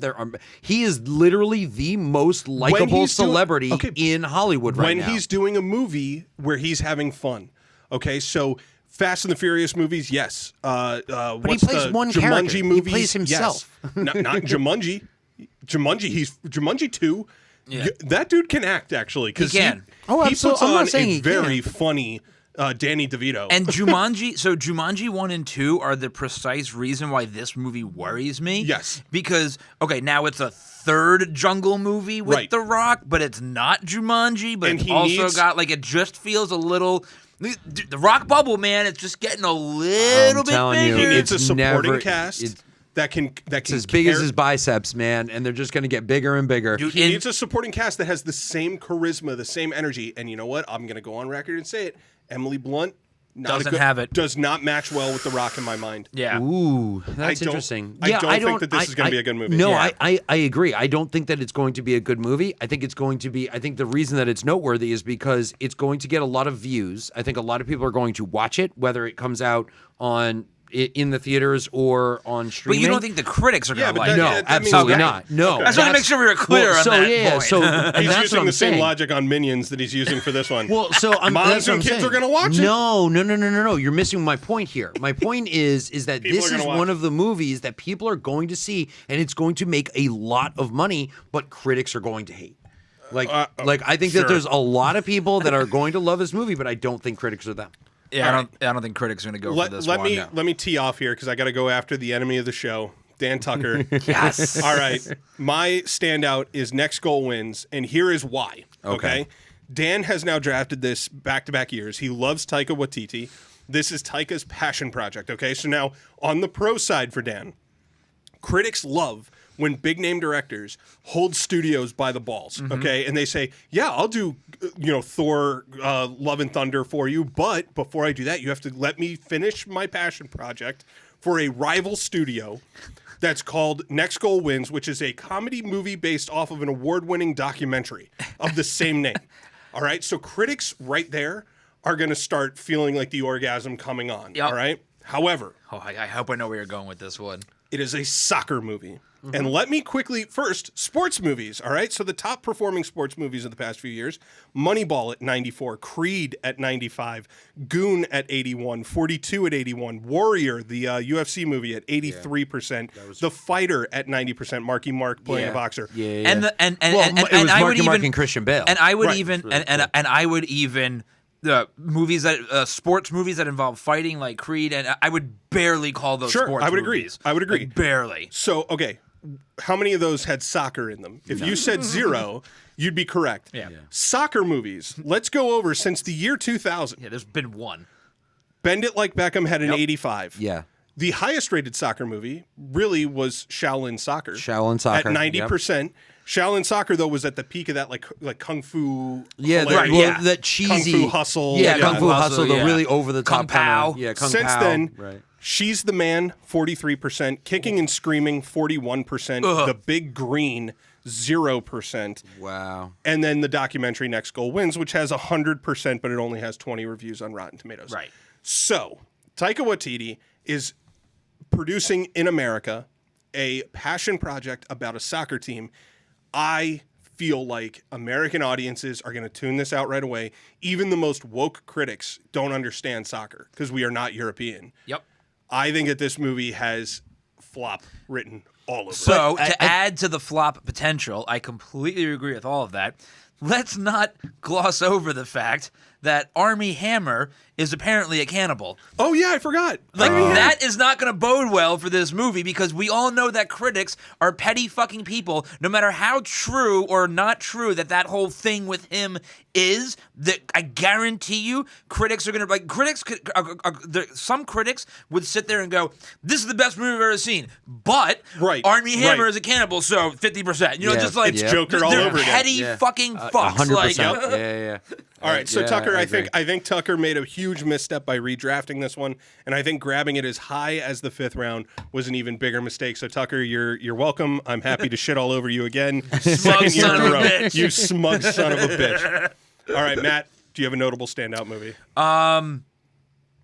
I didn't actually. Not from this round. This was a round that, with the exception of Godzilla versus Yeah, Kong, I was gonna guess, say, but, like, that's Anthony. I can't believe he snagged it from me 2 years in a Yeah, row. yeah. This was a round that, like, every movie that was chosen in the 5th round, I was like, yeah, okay, I could see that being a 5th rounder. So last year I had Kong versus Godzilla as my 10th rounder, okay? Anthony took it in the 9th. And so I said this year, I'm moving it all the way up to the 7th round. I said, hopefully it's still there in the 8th round, but I'm going to move it up to the 7th so I make sure I get it. When you took it in the 5th round, I on the video, you could see me screaming. And my wife is in the background going, stop, because our son was asleep upstairs. Yeah. I was so amped for this. I am still amped for this movie to come out. Yeah, I I really am too. wanted it on my roster, and I'm really, really disappointed you Yep. took it. Yeah, I'm looking forward to it, especially because they've come out many times and said that it's good. There's going to be a definitive winner. It's not going to be like a Martha scenario like we had with Batman versus Superman or Freddy versus Jason or any of the Kong other. and Godzilla both have the same What's mother. your Mothra's Yeah. name? Yeah. Yeah, what's your mom? You know Why what? did you say Martha? Why did you say I have Mothra? I have a prediction. So based off the trailer, I think that Kong is going to be the good guy. Godzilla is going to be painted as the bad guy. think I so, think too. Kong dies. Yeah, I agree. And I Godzilla agree. has to be the good guy because Kong dies. Yep. Yeah. I There think we so go. too. All right. So let's move on to the 6th round.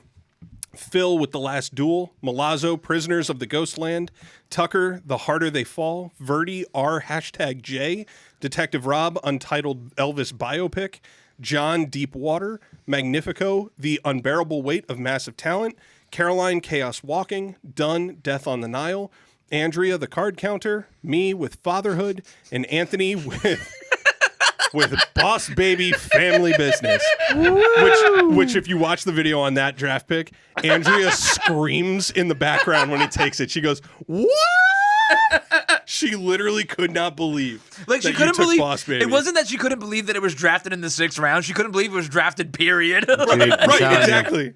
It's gonna. he What goes- a group of talented actors and performers that are going to be a part of And it. again, the justification was he goes, "Have you guys seen the cast? Jeff Goldblum. Jeff Dude, Goldblum, I'll watch guys." anything with Jeff Goldblum. I will watch absolutely anything with him. Did you watch Hotel Artemis? I just watched that for the first time last night. I haven't seen Get it on yet. that. Yeah, it's Is it good. good? It's a fun Yeah. ride. Yeah. All right. All right, so I anyway. definitely wanted- I'll start this round. Okay. My notable pick out of this round was Milazzo's The Prisoners of Ghostland. At Sundance, it was moved into the coveted Saturday night primetime slot. Yep. It has got a ton of buzz around it. It's Nick Cage, who plays apparently so the notes that I have on it is Nick Cage said that this is the weirdest movie and the wildest movie he's ever made. And that says something. This is a year after Mandy or 2 years after Mandy. Yeah. And that movie is super weird. It's one of my favorite movies ever. I love and then that movie. He says the plot is that he is saving the governor's daughter from a dark universe, and that requires breaking a curse. And he could do all this with a shotgun. Man.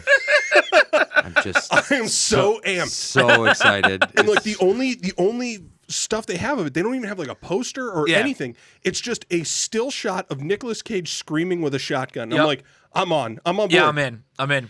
Yeah, Nicolas Cage went through some rough times a couple years Let's ago. talk about that. Well, just because his accountant kind of messed him over, right? But it has led because he needs to make money now, so he's literally doing everything, and he's kind of memed himself. Like he has really reached up and grabbed that like meme of himself, and he's become almost like a caricature actor that is great. Like Jiu-Jitsu is going to be a phenomenally fun movie. Willy's Ridiculous. Wonderland. There's literally no jiu-jitsu, There's no in the jiu-jitsu. entire trailer. Have you seen this trailer? Yeah. Oh my yeah. God. I mean, it looks like so Mortal good. Kombat. It looks Yeah. so over the top, Yeah. and I am so on board with it.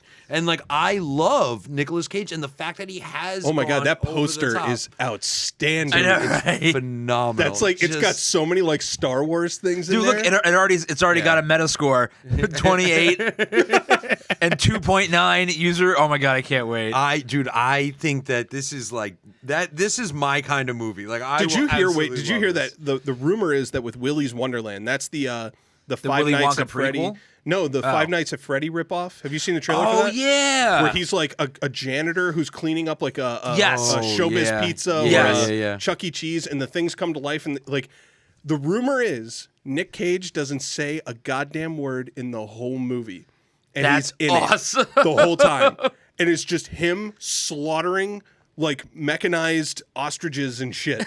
And I'm like this, somebody wrote this. Yeah. Somebody put this pen to paper and made this movie, and Nick Cage read it, and he was like, fucking A. No. Sign me up. Somebody else read it and said, "Yeah, I'll put a few $1 million behind this. Yeah, this seems like a good idea." yeah. It does look like an awesome It movie. looks like an awesome movie.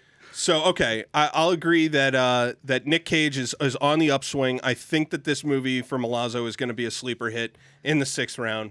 Matt, do you have a notable standout movie in the 6th? Nicolas Cage.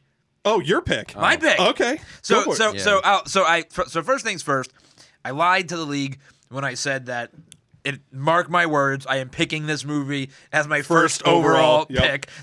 Because there's still like a Disney movie on the board. I gotta take it. But the unbearable weight of massive talent, Which I would have taken if it fell to me. I know you were I going told to. you I was Yep, going to do I know it. you were going to. Yep. So this movie, again, Nicolas Cage. So this is the meme. And the reason I have sort of like a love for this movie as it is because roughly, I don't know, 3 months before the movie was actually announced, we were having a conversation in the Rotten Tomatoes Slack channel, and we were talking about Nicolas Cage, and I specifically said, I was like, guys, like the next step in Nicolas Cage's career is to make a movie where he's playing himself about being like a meta fucking movie. And then like literally like 2 months later, I think it was Tucker that like he shared the Variety article. He was like, dude, like this movie like is actually happening. And I'm like, yo, like this is gonna be great because it reminds me of you guys. Hold on, let me just read the description behind you. Yeah, real quick. so It's so good. you have to It's read so it. good. A You have to read it. cash-strapped Nicolas Cage agrees to make a paid appearance at a billionaire superfan's birthday party,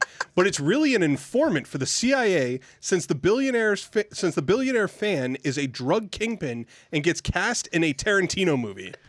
That is the most insane. Like, I am so here for this. Yes, I am It's like, so so you on guys board have for seen the Nicolas JCVD, Cage. right? Yes. Right. Yeah. So it reminds me of that kind of movie. I think it's going to be a little Yeah. bit like cheesier than that, but like it reminds me of that kind of thing. And they did the whole series with Jean-Claude Van Damme 2 on Amazon. Like it was great. Like I just think this movie is going to be fucking Oh, fantastic. they have production photos up. Man, can you click on one of those production photos? Oh my god, I haven't seen these yet.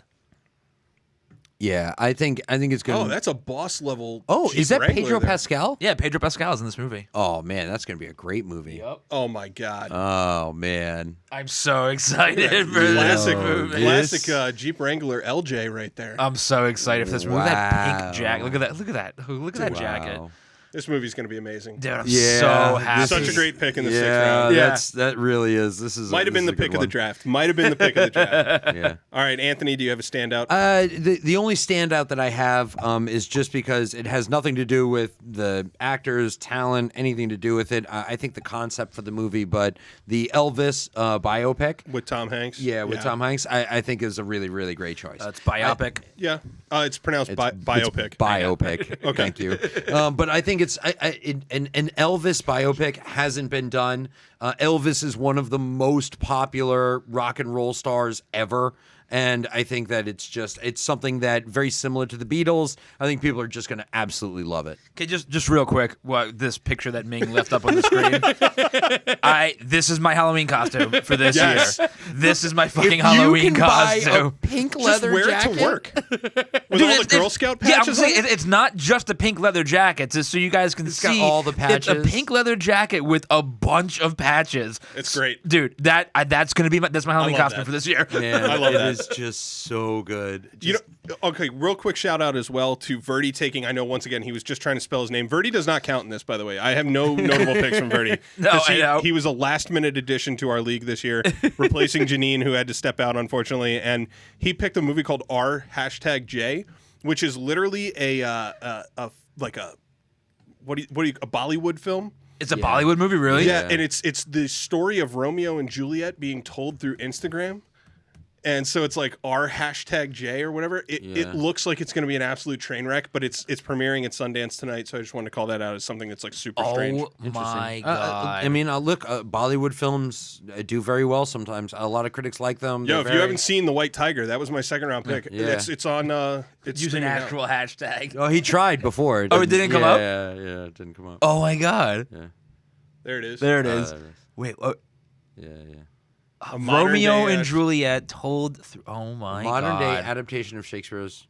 romantic No, tragedy. no. Will they have? Or is it going to be like Leo DiCaprio, and they're going to have the dialogue that's going to be the same? Like, is it going to be Shakespearean dialogue? As I understand it, you remember what was that movie where like the girl was missing and he was like on her laptop the whole time? The guy from Harold and Kumar. Yes, it was John Cho, and it was It was like Missing or something. I think like it was that. called Missing. Yeah. So anyway, like it's Didn't I a draft it? I similar. drafted that. And like there was also an episode of like Modern Family that Yes. was like that as well, where it's like Yes. they're telling the whole thing through a computer screen. Yep. I believe this is going to be the entire movie is literally being told through Kind an of like Instagram. that. Okay. feed. Okay. No, I think it's going to be a train. It's wreck. gonna be awful. Yeah. No. no, Yeah. it's- yeah. Cool kind of concept, but it's gonna. Yeah. No, it's not gonna be good. Okay. Yeah. All right, so let's go on to round 7.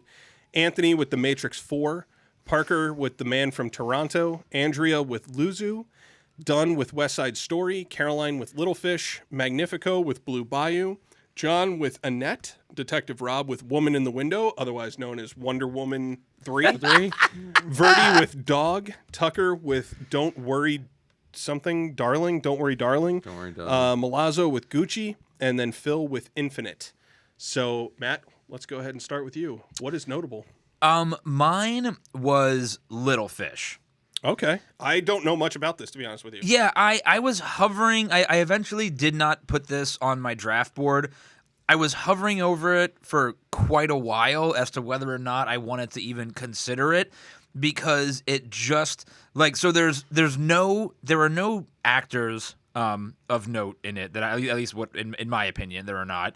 Yeah. You know what this kind of looks like? This looks like Spotless Mind. So that's why Eternal Sunshine. That's why I was hovering over it for so long, because it seemed like it had that aura that just critics flock to with that sort of thing. That very like artsy, indie, fartsy, artsy, yeah. But at the end of the day, like when I just looked at the the director, who has a very short and unimpressive resume, and the fact that there are no actors that I've really ever heard of, I was like, I don't think I'm gonna risk this. Yeah. But I wanted someone to take it because I wanted to see how it did. I wanted to watch it. Yeah, romantic sci-fi is what it's classified as. That's really weird. Yeah, like okay. Look, I didn't know anything about it. It certainly was not on my draft board, but look, it looks like a movie that I'll probably check out, because you mentioned Lars and the Real Girl earlier. That is a super weird romantic movie, and I actually really love that movie. Me too, yeah. And then Eternal Sunshine of the Spotless Mind, I've watched that probably 10 times. That's like a great first watch, second watch, third watch movie. So hopefully this is another one. I don't know enough about it, though, to have an opinion. Yeah. All right, Anthony, what's your standout? Gucci. Ooh, Gucci, interesting. Gucci, I really, really like. Obviously, it's a Ridley Scott directed movie. The amount of talent that's in it. Again, it's a Jared Leto movie. He is the star. Al Pacino's in it, though. Adam Driver is in it. Lady Gaga is one of the lead female roles in it. Jeremy Irons is in it. So it's got an all-star cast. Is it guaranteed to come out this year? It's not guaranteed. It's slated to come out November 24th of this year. Okay. So I have a feeling that it might be delayed, but if it doesn't get delayed, I think it has the potential to do very, very well. It's worth noting that I make a seed list every year that we draft from, and there are a bunch of movies that end up getting drafted that were not on the seed list. This is one of them. Yeah. When it came across, I was like, are you sure you're talking about a movie that comes out this year? And Malazzo said, oh, yeah, if you didn't know about it, that's on you. Yeah, November 24th. I had no idea. I will tell you this much. When you're saying the cast list, Lady Gaga is a huge red flag for me right now. I think that her star has fallen as far as being an actress is concerned, and I think that she kind of became a little bit of a laughing stock over the past year and a half. I understand that A Star Was Born was her, rising to fame moment. I think that, honestly, anything she touches from that point on is just going to be humorous. You realize she sang the national anthem at the presidential inauguration, right? I do, and she tried to look like Katniss Everdeen. that was hilarious. She looked great. May She's the a joke. odds And be people ever in fucking your love her. favor. Yeah, her fans love her. And critics love her. Critics do love her, but Lady Gaga is wildly what was the TV talented, show she was too. just on?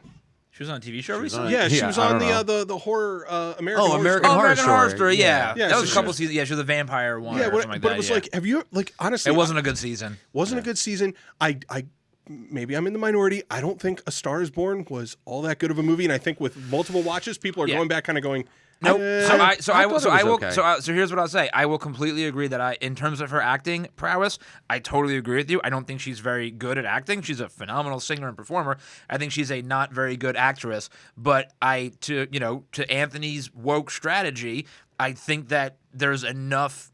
I think there's going to be enough. When does this movie come out?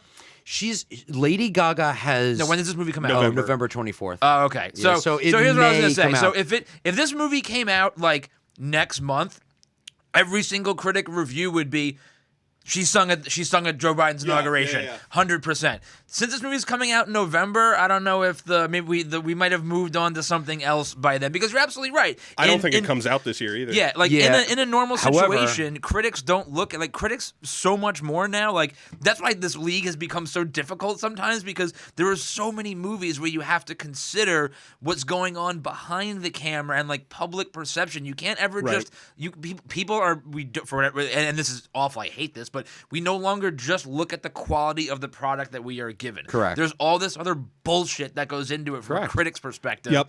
And it's so ridiculous. And that's why it's fun, because then you get these kind of crazy movies that like come out of nowhere, and you're like, wait a minute, this got a 98%. You're like, this is like one of the weirdest, most like Mandy. If you look at Mandy got absurdly good reviews. That movie is very abstract. Yep. That movie is like an acid trip, like on Halloween. But like, hindsight being 2020, if we go back and look at it, right? The only critics that are going to review that are the critics that are like, yeah, I'm up for a weird fucking movie. Yeah. And then they're going to see a weird and they're going to go, go, this is really weird, 100%. Yeah. Like that is something that we've talked about in the past, is that like when you're coming up with a draft strategy, it's about not only who is this targeting, but what critics will actually go and see it. Exactly. And horror movies historically in our league have performed very well, because horror movies, there are a lot of critics that are just like, I don't like spooky stuff. Yep. So I'm not going to watch a spooky movie. And so they'll just tune out. And then that's why like Annabelle Creation or whatever that movie was, it got like a 90 in its following weekend, because it was like only like 15 critics Only went to the go see horror the movie. fans. Yeah. And Are we on round 7 or round 8 right now? We're going to move to round 8, Okay. but I have to talk on round 7 because I got a notable one. Just really quick, I think Lady Gaga has become very similar to Beyonce and very similar to GameStop, where if you start talking shit about it, there's going to be this And the whole Civil group. War. Well, no, listen to me. Well, right, because listen. Andrew Leff, the whole thing that's happening with GameStop right now is because Andrew Leff came out and said GameStop sucks, it's an obsolete product, which it is, and said, I'm going to short this stock. People got pissed at him, right, and forced him to execute his shorts so that he would lose a whole bunch of money and they would all make money, right?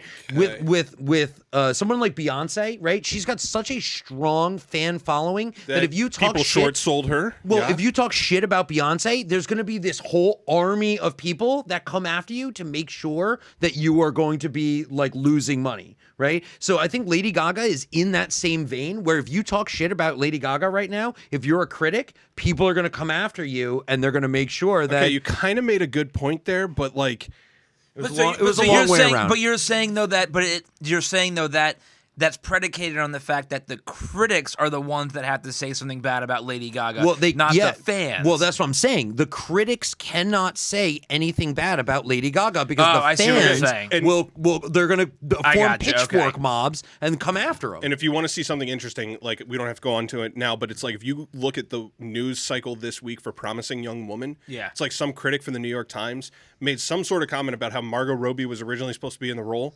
And the actress who's Carey Mulligan, who ended up taking the role, he was like, she's no Margot Robbie. And it was like, it became like, how could a man ever criticize a woman's looks? And it just, I mean, literally, it has lampooned his entire career. Yep. He is done for at this point. And it's like, that is the fear that critics run into. So to your point, if somebody were to come out and be like, you know what, actually, Lady Gaga's kind of dog shit, it's like, people are just going to look out. I mean, and Andrew Leff has been like, I don't even want to talk about this anymore. He's like, I mentioned it one time, and and he's like, I'm getting death threats. My family is getting death threats. Yeah. Like, that's how like crazy some of these fanboys are, or Dude, fan people are. White men, they're all wagging their finger, and he goes, I'm gay. They're like, we need better representation. I'm a gay man. I'm representing something. Yeah, but you're still a man. All right, so my standout. So is Elliot Page. My standout from the 7th round. A little non sequitur right there. My standout from the 7th round is West Side Story. It is a movie that I took off my draft board. Yeah. Right? Deliberately. It was. I originally had it in the 10th round. And I said, no, I'm not going anywhere near this. In the Heights. One, there are two movies that are telling a very similar story about like racial boundaries and racial relationships within inner city communities. Right. Okay. This movie, if you look at the set photos of Steven Spielberg, and I love Ansel Elgort, all right? Yeah. Baby Driver Me too. I agree. is a bomb film. Yep. Look at the set photos. They look like Steven Spielberg looks so fucking smug anymore.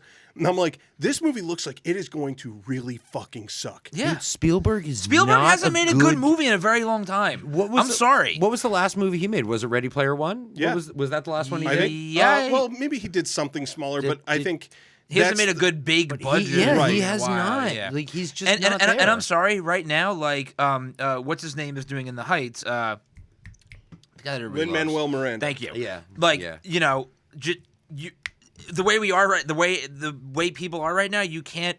Nobody gives a shit about Spielberg anymore. Lin-Manuel Miranda is so hot right now, Yeah, and so you much have hotter. like you Yeah. said, two very similar movies. One directed by a guy who is absolutely beloved right now. One directed by a guy who probably most of the younger generation doesn't know who the fuck he Right, is. yeah. There's no contest here. This Yeah. movie is going to tank. Yep. Yeah. I agree. And Dunn taking it was such a classic Dunn move.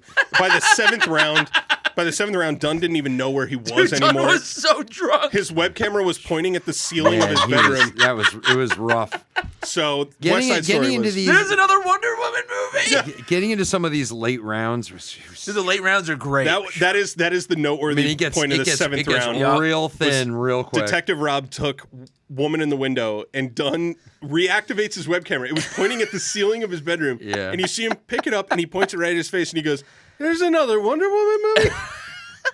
Woman in the Window? God, that was amazing. All right, let's go on to the eighth round. It started off with Phil taking King Richard, Malazzo with Stillwater, Tucker with Memoria, Memoria.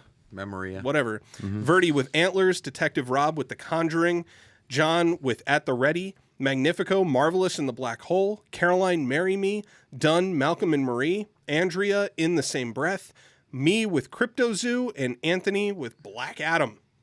That's right. Black Adam was drafted, everybody.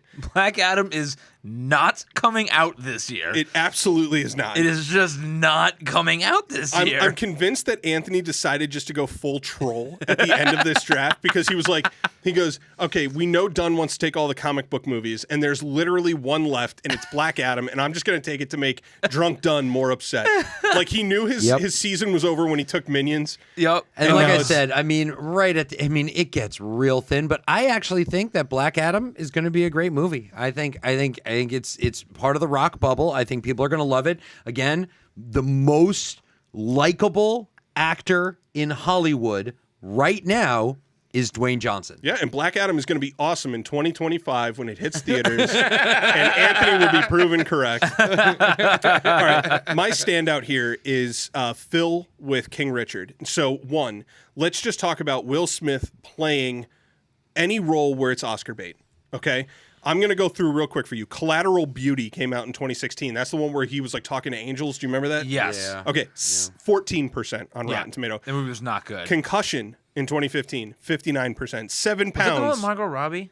Oh, no, 7 no. pounds is one with Margot. No. You're thinking of No, like 7 pounds is the Spotlight one. or something like 7 that. pounds is the one with what's her name? 7 pounds is the one where he's like killing himself and he's giving all of his body parts to people that need them. Yeah, Oh, yeah. So fucking weird. Concussion is Spoiler the football alert. movie where Yeah, he was the talking football about movie, that's right, yeah. The Pursuit of Happiness in 2006 Right, where he's the was Wall his Street. highest rated So good. Oscar bait movie, and that was 67%. Yeah, that movie wasn't Ali good. in 2001, and that was a 65%. And then The Legend of Bagger Vance in 2000 at 43%. This dude cannot pick a good role for Oscar bait. He cannot do it. King Richard is the story of Venus and Serena Williams' dad. All right, just right off the bat, you have two of the most interesting and intriguing female athletes in the history of female sports in Venus and Serena Williams. And who does he choose to cover? Their dad. Because everybody cares about their dad in this film. This is going to suck. This movie was supposed to come out last year. It was a horrible pick for Will Smith to sign himself onto. He cannot pick Oscar bait. This movie, mark my words, is going to be another laughing stock. He has not made might a be. good movie in years. I just watched Gemini Man this morning. I actually really liked it. It's so bad. It's so bad. It's awesome.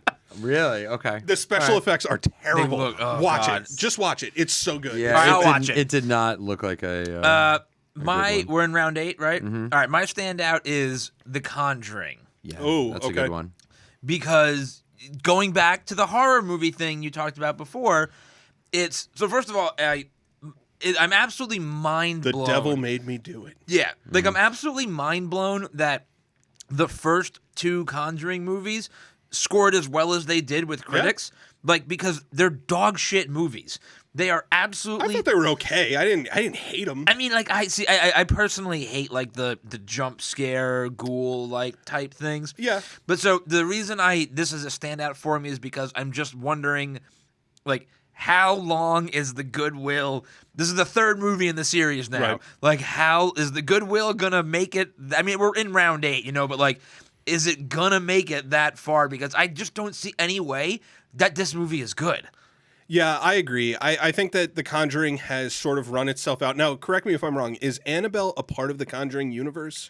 I think You're asking the wrong guy. I think it is. And so, like, Annabelle is It a is. spinoff. It is. And Yeah, then, like, correct. The Nun was a spinoff from The Conjuring, Correct. right? Yeah, the Conjuring universe is actually quite large. Yeah, and so, The whole like, Cannon Fodder episode we're making up here. Yeah. oh, damn, yeah. So I will say this, that I think that The Conjuring has its audience. It is going to do well regardless of whether or not critics like it. Yep.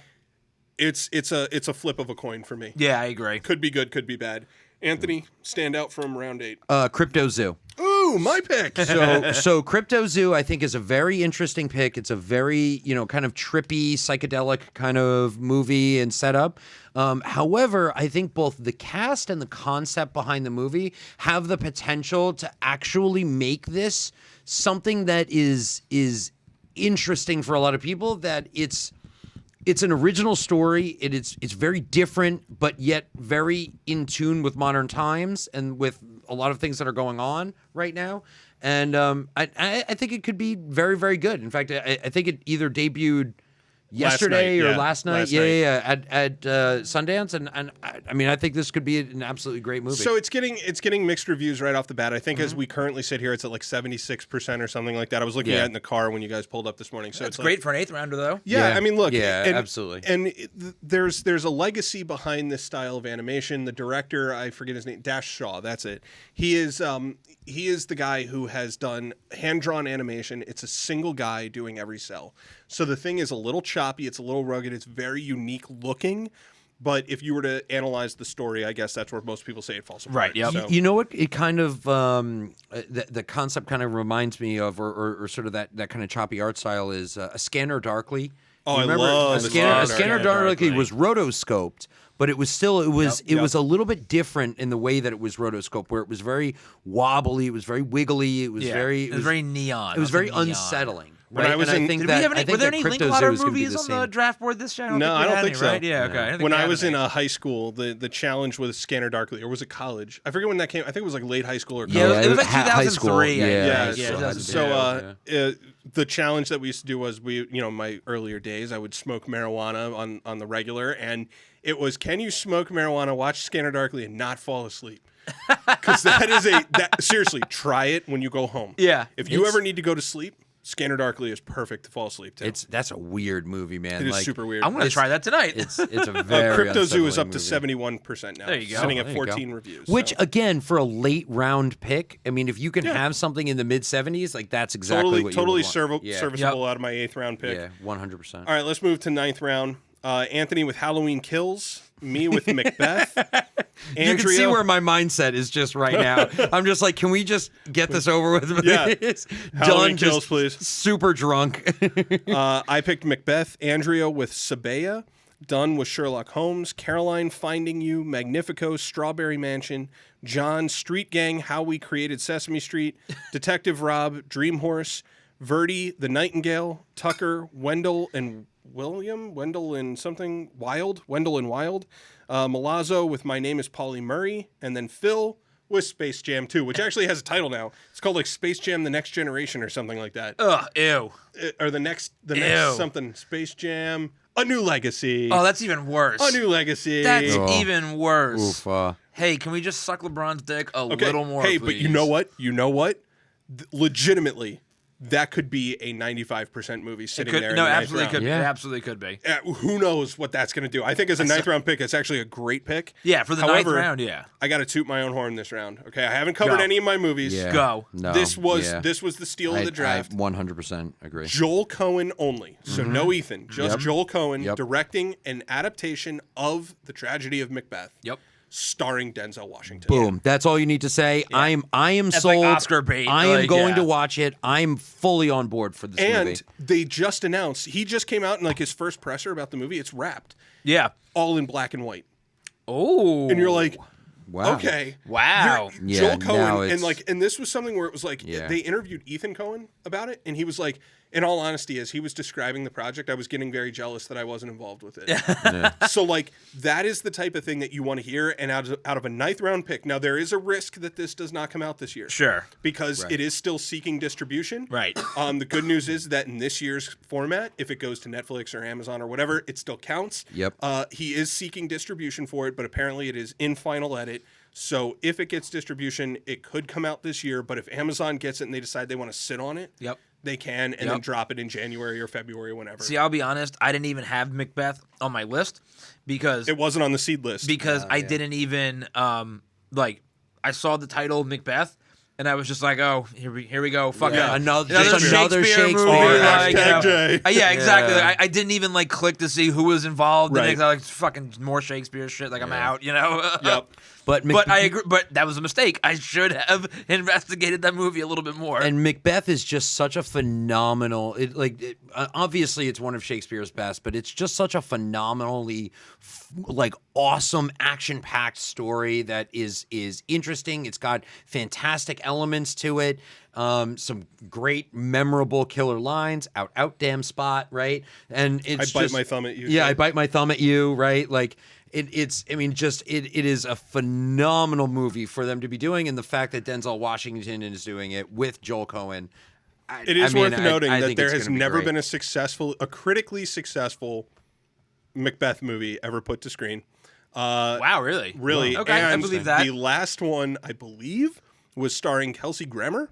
Yeah. It was absolutely panned. Yeah. So it is not a lock as far as Shakespeare is concerned. No. Speaking of getting panned, my standout for this pick Okay. is you. Oh, boy. Oh, Halloween Kills? Halloween We Kills. specifically talked about this on a different podcast about how, Go ahead and plug the podcast. Cannon Fodder. We talked about this on our Halloween episode of Cannon Fodder. We did. And the way the most recent Halloween movie ends, they have a kill room in the house. Have you seen it, right? Yeah, yeah. So they have a kill room in the house. Iron bars. He cannot get out of the basement. There's about 30 seconds that elapse between that scene where you see him locked in the kill room to when they exit the house and the house fucking explodes, okay? So, and we specifically talked about how it was an awesome ending and how stupid it would be to bring back Michael Myers and how we are 100% certain that they're going to find some way to bring back Michael Myers, therefore making this movie awful. Here's my prediction. Yet you chose the movie. And if you say the fucking daughter is going to put on that mask, I'm going to climb across this table and beat you with the microphone. Jamie Lee Curtis is going to be Michael Myers. Bam. Jamie Lee Curtis is going to be the killer. I in this will admit, movie. if that were the case, I'd probably be like, all right, Yeah, that's pretty I'm cool. here for this. Yeah, be like, all right, that's at least it's different. It's not going to happen. It's though. not going to happen. See, It's 'cause also like, not gonna be a great movie. That's one of But the it reasons is being why, written like, by John Carpenter. right. But that's one of the reasons why like the Scream movies like work no matter. Real quick though, it's worth asking: did you like the last Halloween movie? Yes. No. Yeah. Oh, okay. I loved it. No. I did you not. you didn't like it, but you thought the sequel's going to be better. I'm banking on part 2 of this train wreck. I think part 2, I think it's going to be interesting. I think that the fact that they're doing a part 2, given the fact that they had the kill room, I think it really is. I think that they're going to get, I think that Halloween Kills is going to be similar to like Halloween 4, right? Where it's going to sort of like very, very dramatically change the way that the whole story is going. Right. And they're going to start to add a lot more fantastical Well, elements. that's what I'm saying. and So I think it's gonna Halloween be Kills, the very only way over the Halloween top. Kills is good is that if it needs to be the first Halloween movie without Michael Myers. They need to take the daughter, make the daughter the killer. No fucking Michael Myers mask, just make her the killer and have like, find some way to weave in the specter of Michael Myers or whatever, like, make it that it's about him and that's the reason the daughter goes crazy, no fucking Michael Myers mask. Because if they have, Michael Myers is 7 feet fucking tall, right? If they all of a sudden put that William Shatner mask on Judy Greer, who's like 5'6" and 120 pounds, it's going to look stupid. And the same jumpsuit. Yeah, like, I mean, come on. Telling Like, you you. just can't Like a do little that. kid wearing their dad's clothes. Exactly. Like, you just can't do that. It's going to be just Jamie make Lee her Curtis, a new man. killer. Jamie Lee Curtis is going to be the killer. The Scream Queen. She is the Scream Queen. No, she's not the Scream Queen. Oh no, that's right. No, No. the Danielle, Danielle Lewis or whatever. Yeah, whatever. Is the Scream Queen. Tucker said he was screaming in his car when he heard you say that. He's like, he couldn't even pick the right actress out of the Halloween franchise. She was the Scream Queen. The Scream Queen. She is the Scream Queen. All right, so aside from Halloween and Macbeth, do we have any other notable movies here, Anthony? I will say, I think Garbage. I think Space Jam 2 is going to be the biggest batch of garbage that. it could be, but I can tell you, my son is so hyped for this. He's 5. Really? Yeah. Really? I mean, it's Bugs Bunny, and you know Yeah. what's really funny is like Bugs Bunny is not in the lexicon for kids right now. No. Yeah. Because it's all about Disney. Yeah. Yeah. Like he knows Phineas and Ferb and all that that's the crap. thing. but WB is just not. They're not hot. They're aren't. not. They're No, they're very. tripping over themselves at every Yeah. turn. I'm not in for although it at all. LeBron was genuinely hilarious in what was the Amy Schumer film? Oh, a train wreck. Oh, the last good good thing thing that Amy Schumer did. So before she got outed as a joke stealer. Yeah, as an unfunny comedian. Yeah. when Basically. dude, She when got woke, outed as not funny. when woke nation leaves you behind, forget it. right. Yeah, I don't. It's not going to be. Yeah. Let's go on to the 10th round. This is our final round here. We're starting off with Phil, picked Starbright. Don't even know what it is. Malazzo, Reminiscence. Don't know what it is. Tucker, Barb and Star, go to Vista Del Mar, which the trailers have dropped for that. We can talk about it if we need to. Verdi with Mother Schmucker. Detective Rob with Fast and the Furious 9. Boom. That's That was just- such a that's- lock 10th round can't pick. Man, believe that's such he a great fucking 10th chose round. that. pick. John took Bob Burgers. He took that last year as well. Magnifico, The World to Come. Caroline, Sing 2. Done, Old. That's the M. Night Shyamalan movie. Andrea with Homeroom. Me with Censor. And then Anthony closing it out strong.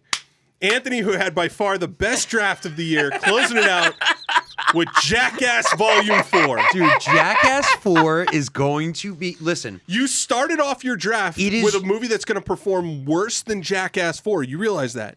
Your last pick is going to outperform your first pick. I think he's right. you think that 4 Jackass? I think Jackass 4 is going to do very, very Do we well. need to do a six-pack of beer bet right And- now? What, Yes. what performs better, Jackass, Jackass 4? 4 or absolutely, Minions? Jackass 4 absolutely outperforms Minions. Yeah, I'm gonna because do like, some if quick you know research. what Jackass is. You know what you're getting into. Yeah, Like, but you took Minions in the first round. First overall, the best reviewed movie of the year by Anthony Marino's opinion. Minions. That's right. The This is- Rise. Okay, So great. Jackass 1. Rise. The first Jackass movie got a 48%. Jackass 2 got 63. They go up. Yeah, They go because you know what you're getting Jackass into. 3 got a 65. Jackass 3.5 got a 68. They get telling you, they get this better is as you better. go. Jackass 4 is going to get a minimum of 70 or plus. A minimum. 70 or higher. Jackass. According to my math and the floor. trajectory The floor for Jackass is 70. based on the previous installments. And then, like, by that same logic, if he's applying that same logic to his own pick, then Minions, which has progressively stepped down with each iteration, every Despicable Me movie, then you would say that that is going to perform in the 40s or below. No, it's going to go up. It's going to. We're going to hockey stick this one, right? Yeah, So okay. Minions is going to hockey stick. Yeah. And it's going to go right back Yeah, up. yeah, that makes a ton of sense. All right, so I would say that Jackass 4 is the funniest pick, and I'm really glad you picked that because that's now 2 years in a row that the last pick was the funniest. Last year's was Birds of Prey. And even though that movie did well, it was like we mocked it the whole time. Jackass 4 went last overall. My notable pick is going to be Duns in the 10th round. He picked it completely by accident. He was so drunk he didn't even remember the 10th round of the draft. He told me that later on. Oh my god, that's amazing. He picked Old, and he said, I did no research. I just saw the word old and thought it would be funny to pick a movie called Old. It is M. Night Shyamalan, brand new film. There is nothing known about it. The only thing that people have alluded to is that it potentially could tie back into The Visit, which is my favorite M. Night Shyamalan movie. I like it better. You That's actually the have a grandparents. Yeah, better than Sixth Sense, better than Unbreakable. It's the kids who go to visit their grandparents, and the I don't think grandparents I've are ever acting actually weird. seen Yeah, this. I Oh, haven't I'm seen not this going to say either. anything more. Yeah, Oh, wait, is Go this the one? home and Is this watch the one it. where she tries to stick him in the oven? Just go home Okay. and watch the movie. Okay. If you have not seen it, I'm telling you, it didn't get as great of reviews because it was a more niche film. It will send chills down your goddamn spine. M. Night Shyamalan killed that movie. I also really liked when he did Devil, when he does these small movies. You hated Yeah. Devil? Yes, I didn't like that. See, I liked it. No, when he me does neither. these small movies that are in these contained, sort of claustrophobic settings, Yeah. which Split It was cool cinematography. I'll give you that. Yeah. Split was also a contained Split movie. was awesome. Split When he was tries really to good. go bigger is when I Yeah. feel like he fails. Like when he Lady did in Glass. the Water, Glass. yeah, Glass, Yeah. The Village. When he The goes bigger, they Village, fail. ugh. Old is going to be another one that is in a contained environment. It might be a pickup from The Visit. Yep. I'm so excited for it. I really think that this is going to be a good film. I hope it. I didn't put it on my draft board because it's M. Night, and you can't trust anything that dude does.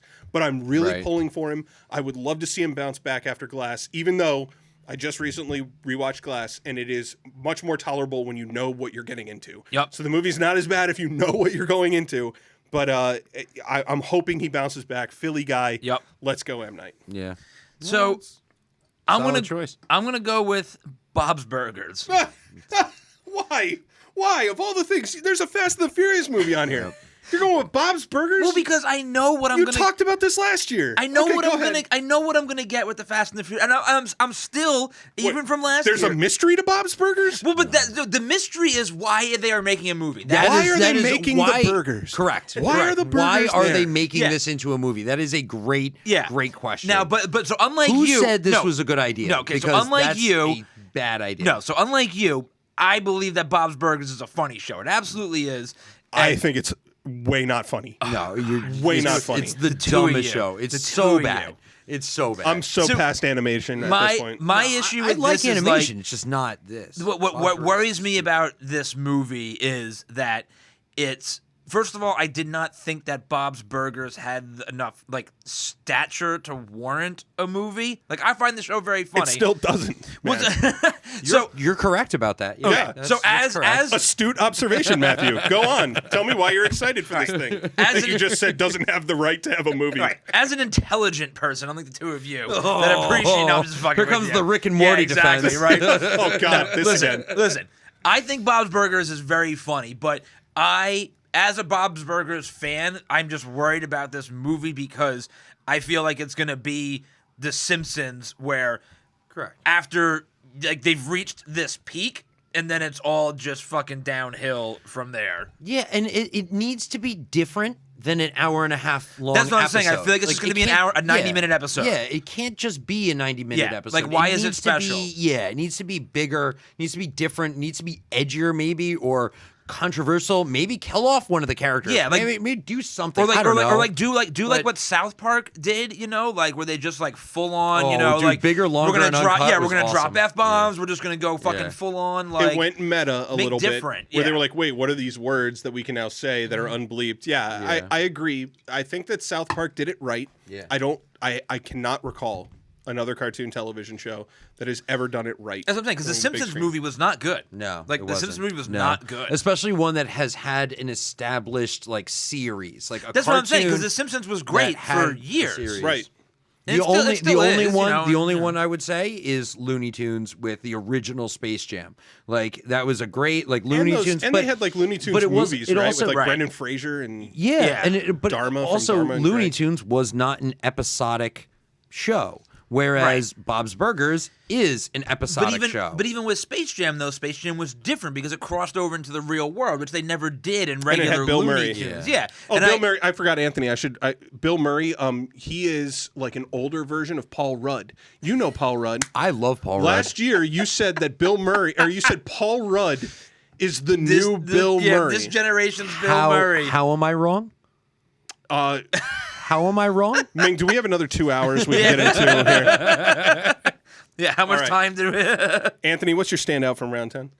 So the standout, any standout from round 10? No, the only thing that is even notable is the Fast and the Furious movie. So Fast And 9. Barb and Star. We can't really ignore Barb and Star. The trailer just came out. It looks super bad. Tucker's drafted it 2 years in a row.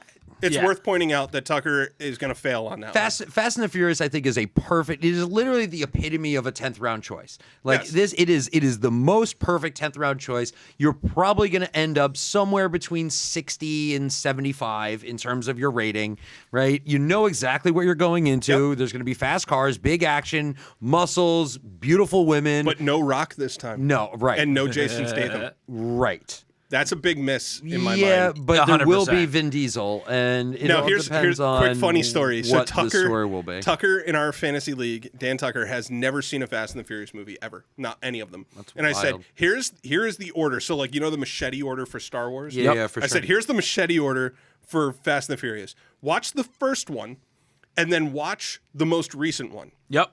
And you're going to say, wait, these kids that are doing street racing and running from cops eventually evolves into this point where The Rock is kicking a missile on a glacier. Correct. And then you're going to go, I don't care how I watch the rest of these movies. I got to find out how the fuck we got from point A to point B. Exactly. There are 8 movies, but somehow we went from an illegal street race to missile kicking fun. Yeah, which is you thought you would have reached the peak when they airdropped the cars from the parachute. You would They're think. like, You would think. right? But wait, there's more. There's still outer space. And speaking of round 10, I mean, man. come on, we should talk about this. Oh yeah, Magnifico's sitting at 100% with the world. I'll toot my own horn on this one. Oh, is that a woke choice? Yeah, is it's a lesbian very love woke. story? Lesbians, yeah. Lesbians. I honestly, I picked it honestly because, well, but I mainly picked it because. You remember when if you liked lesbian entertainment in the 90s, you were looked down upon? Yeah, exactly. I mainly picked it because of Chasing Amy, bro. yeah. I mainly picked it Chasing because Amy of was Catherine awesome. Watterson, and like I think Catherine Watterson is a phenomenal actress, and I think that she can carry this kind of movie. That's a sexy ass poster for that movie, by the way.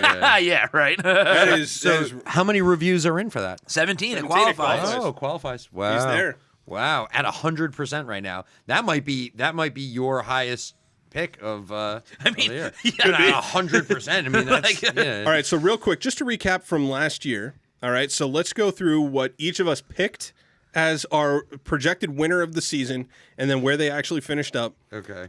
My pick for winner overall was Janine, and she Okay. finished 4th. Yep. Okay. Okay, and that was despite picking Barbie in the first round, which was undeniably a terrible first round pick. Okay. Anthony, you picked yourself.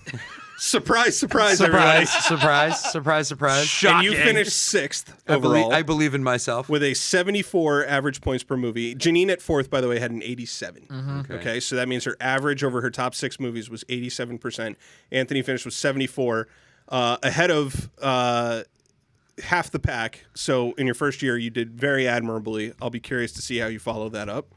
And then, Matt, you picked Andrea to repeat, and she did repeat. So now, let's go into our projections this year. Looking at everybody's rosters, we have it in front of us. Wait, what did I come in last year? You came in 5th place, one ahead of yeah, Anthony. one So above in me. order, it went Andrea, Phil, me, Janine, Magnifico, Anthony, Okay. John, Detective Rob, Caroline, Dunn, Dan, and then Malazzo got the book. Which, by the way, I mailed him the book of his last place movie, which Yeah. was The Last Thing He Wanted, which got what was it? It was like a 6% Didn't or it something get like, that. I was gonna say it got like a 16 or something, but maybe Yeah, you're right. a with 6. It was a 6. 6%. Oh God. And I mailed him the book, and he's like, I literally am going to put this in a trophy case. This is amazing that I got a book in a movie league. All right, so this year, let's do our projections. Who's going to win and who's going to get the book? So who is the league champion? I will go first based off of my projections. In all honesty, it is very tempting to once again pick Andrea, but she gambled really hard on Sundance this year. Yep. And I'm not sure it's panning out for her early. Yep. I'm going to go back to a season 1 contender who finished in 2nd place, Detective Rob. Yeah. I think Detective Rob has picked a very stable series of movies. Just to go through real quick, The Eternals is his first round pick. Yeah. Then Mission Impossible, A Quiet Place Part 2, Land was his 4th round The pick. Elvis pick. Yep, he has the Elvis pick. He has Nobody, which I think is potentially that's the what's his like face, Better Call Saul guy. Yes. Yeah. Yep. Yeah, that one looks great. Yes. Yeah. Yeah. Bob Odenkirk. Yeah, right? Yes, Bob Odenkirk, Odenkirk. He's yeah. got Woman in the Window, a.k.a. Wonder Woman 3. He's got The Conjuring, then Dream Horse, and then his last one is Fast and Furious 9. Yep. I think Detective Rob's got it in the bag this year, and it's his to lose. The only thing that can potentially come back to bite him in the butt is if Sundance really proves to be the difference maker this year. I think Detective Rob is a great pick. I think that you, Parker, have a very good chance at winning this year because you've got enough movies that I think are sure things and enough movies that have more reward than they do risk. Okay. That you could be a serious contender this year. I totally agree with your perspective on Detective Rob. He could be a doctor too. Yeah. I totally agree with everything you said, but I think that you also have a shot as well as at taking it. So to recap my picks, just to go through here, it is In the Heights, The White Tiger, which has already been scored at 90%. Vivo, which is an animated film. Supernova, that has got reviews in. I think it's currently sitting in the mid-80s. United States versus Billie Holiday. Fatherhood. The Man from Toronto. Crypto Zoo, which is sitting its low 70s. Censor, and The Tragedy of Macbeth. Mm-hmm. All right, Anthony, who do you think's got it? Who was the guy who picked Minions again? Well, that would be me. No, yeah. I meant to switch my answer. This is actually tough because Parker, I do think that you've got a good shot at taking it. The real sleeper, Magnifico, I think that you've actually got a good shot at taking it this year as well. I think that you've made some really, really good choices. Obviously Cruella is going to be the low point, but I think that everything else, I think really has high upside potential. And obviously doesn't hurt that you're sitting on literally a 100 right now. So Matt's strategy last year, which he articulated, is he likes to go high risk, high reward, and I would say that is seriously carried through with every single one of your picks. Yep. Yeah. Marvelous in the Black Hole, Breaking News in Yuba County, The Unbearable Weight of Massive Talent, Cherry, which is the Tom Holland pick. Tom Holland. All of these things are high risk, high reward. It could pay massive dividends. It could also be. It would not surprise me if you end up finishing in the bottom half. Yeah, 100%. Yeah, it could. It's going to go either way, but I think that you've got a good shot. I really do. And now to say who's going to take the book, and just to make this more interesting, we can't say Verdi because I think Verdi is a shoe-in for the book. This is not even a question. Okay, so who's going to take the book? Done. Done. Both of us look at you like you're going to go, me. No. It's not even a question. It's not done. Even a question. Okay, so here we go. So Dunn has the untitled Spider-Man sequel, Black Widow, Venom, Morbius, The Hitman's Wife's Bodyguard, Death on the Nile, West Side Story, Malcolm and Marie, Sherlock Holmes 3, and Old.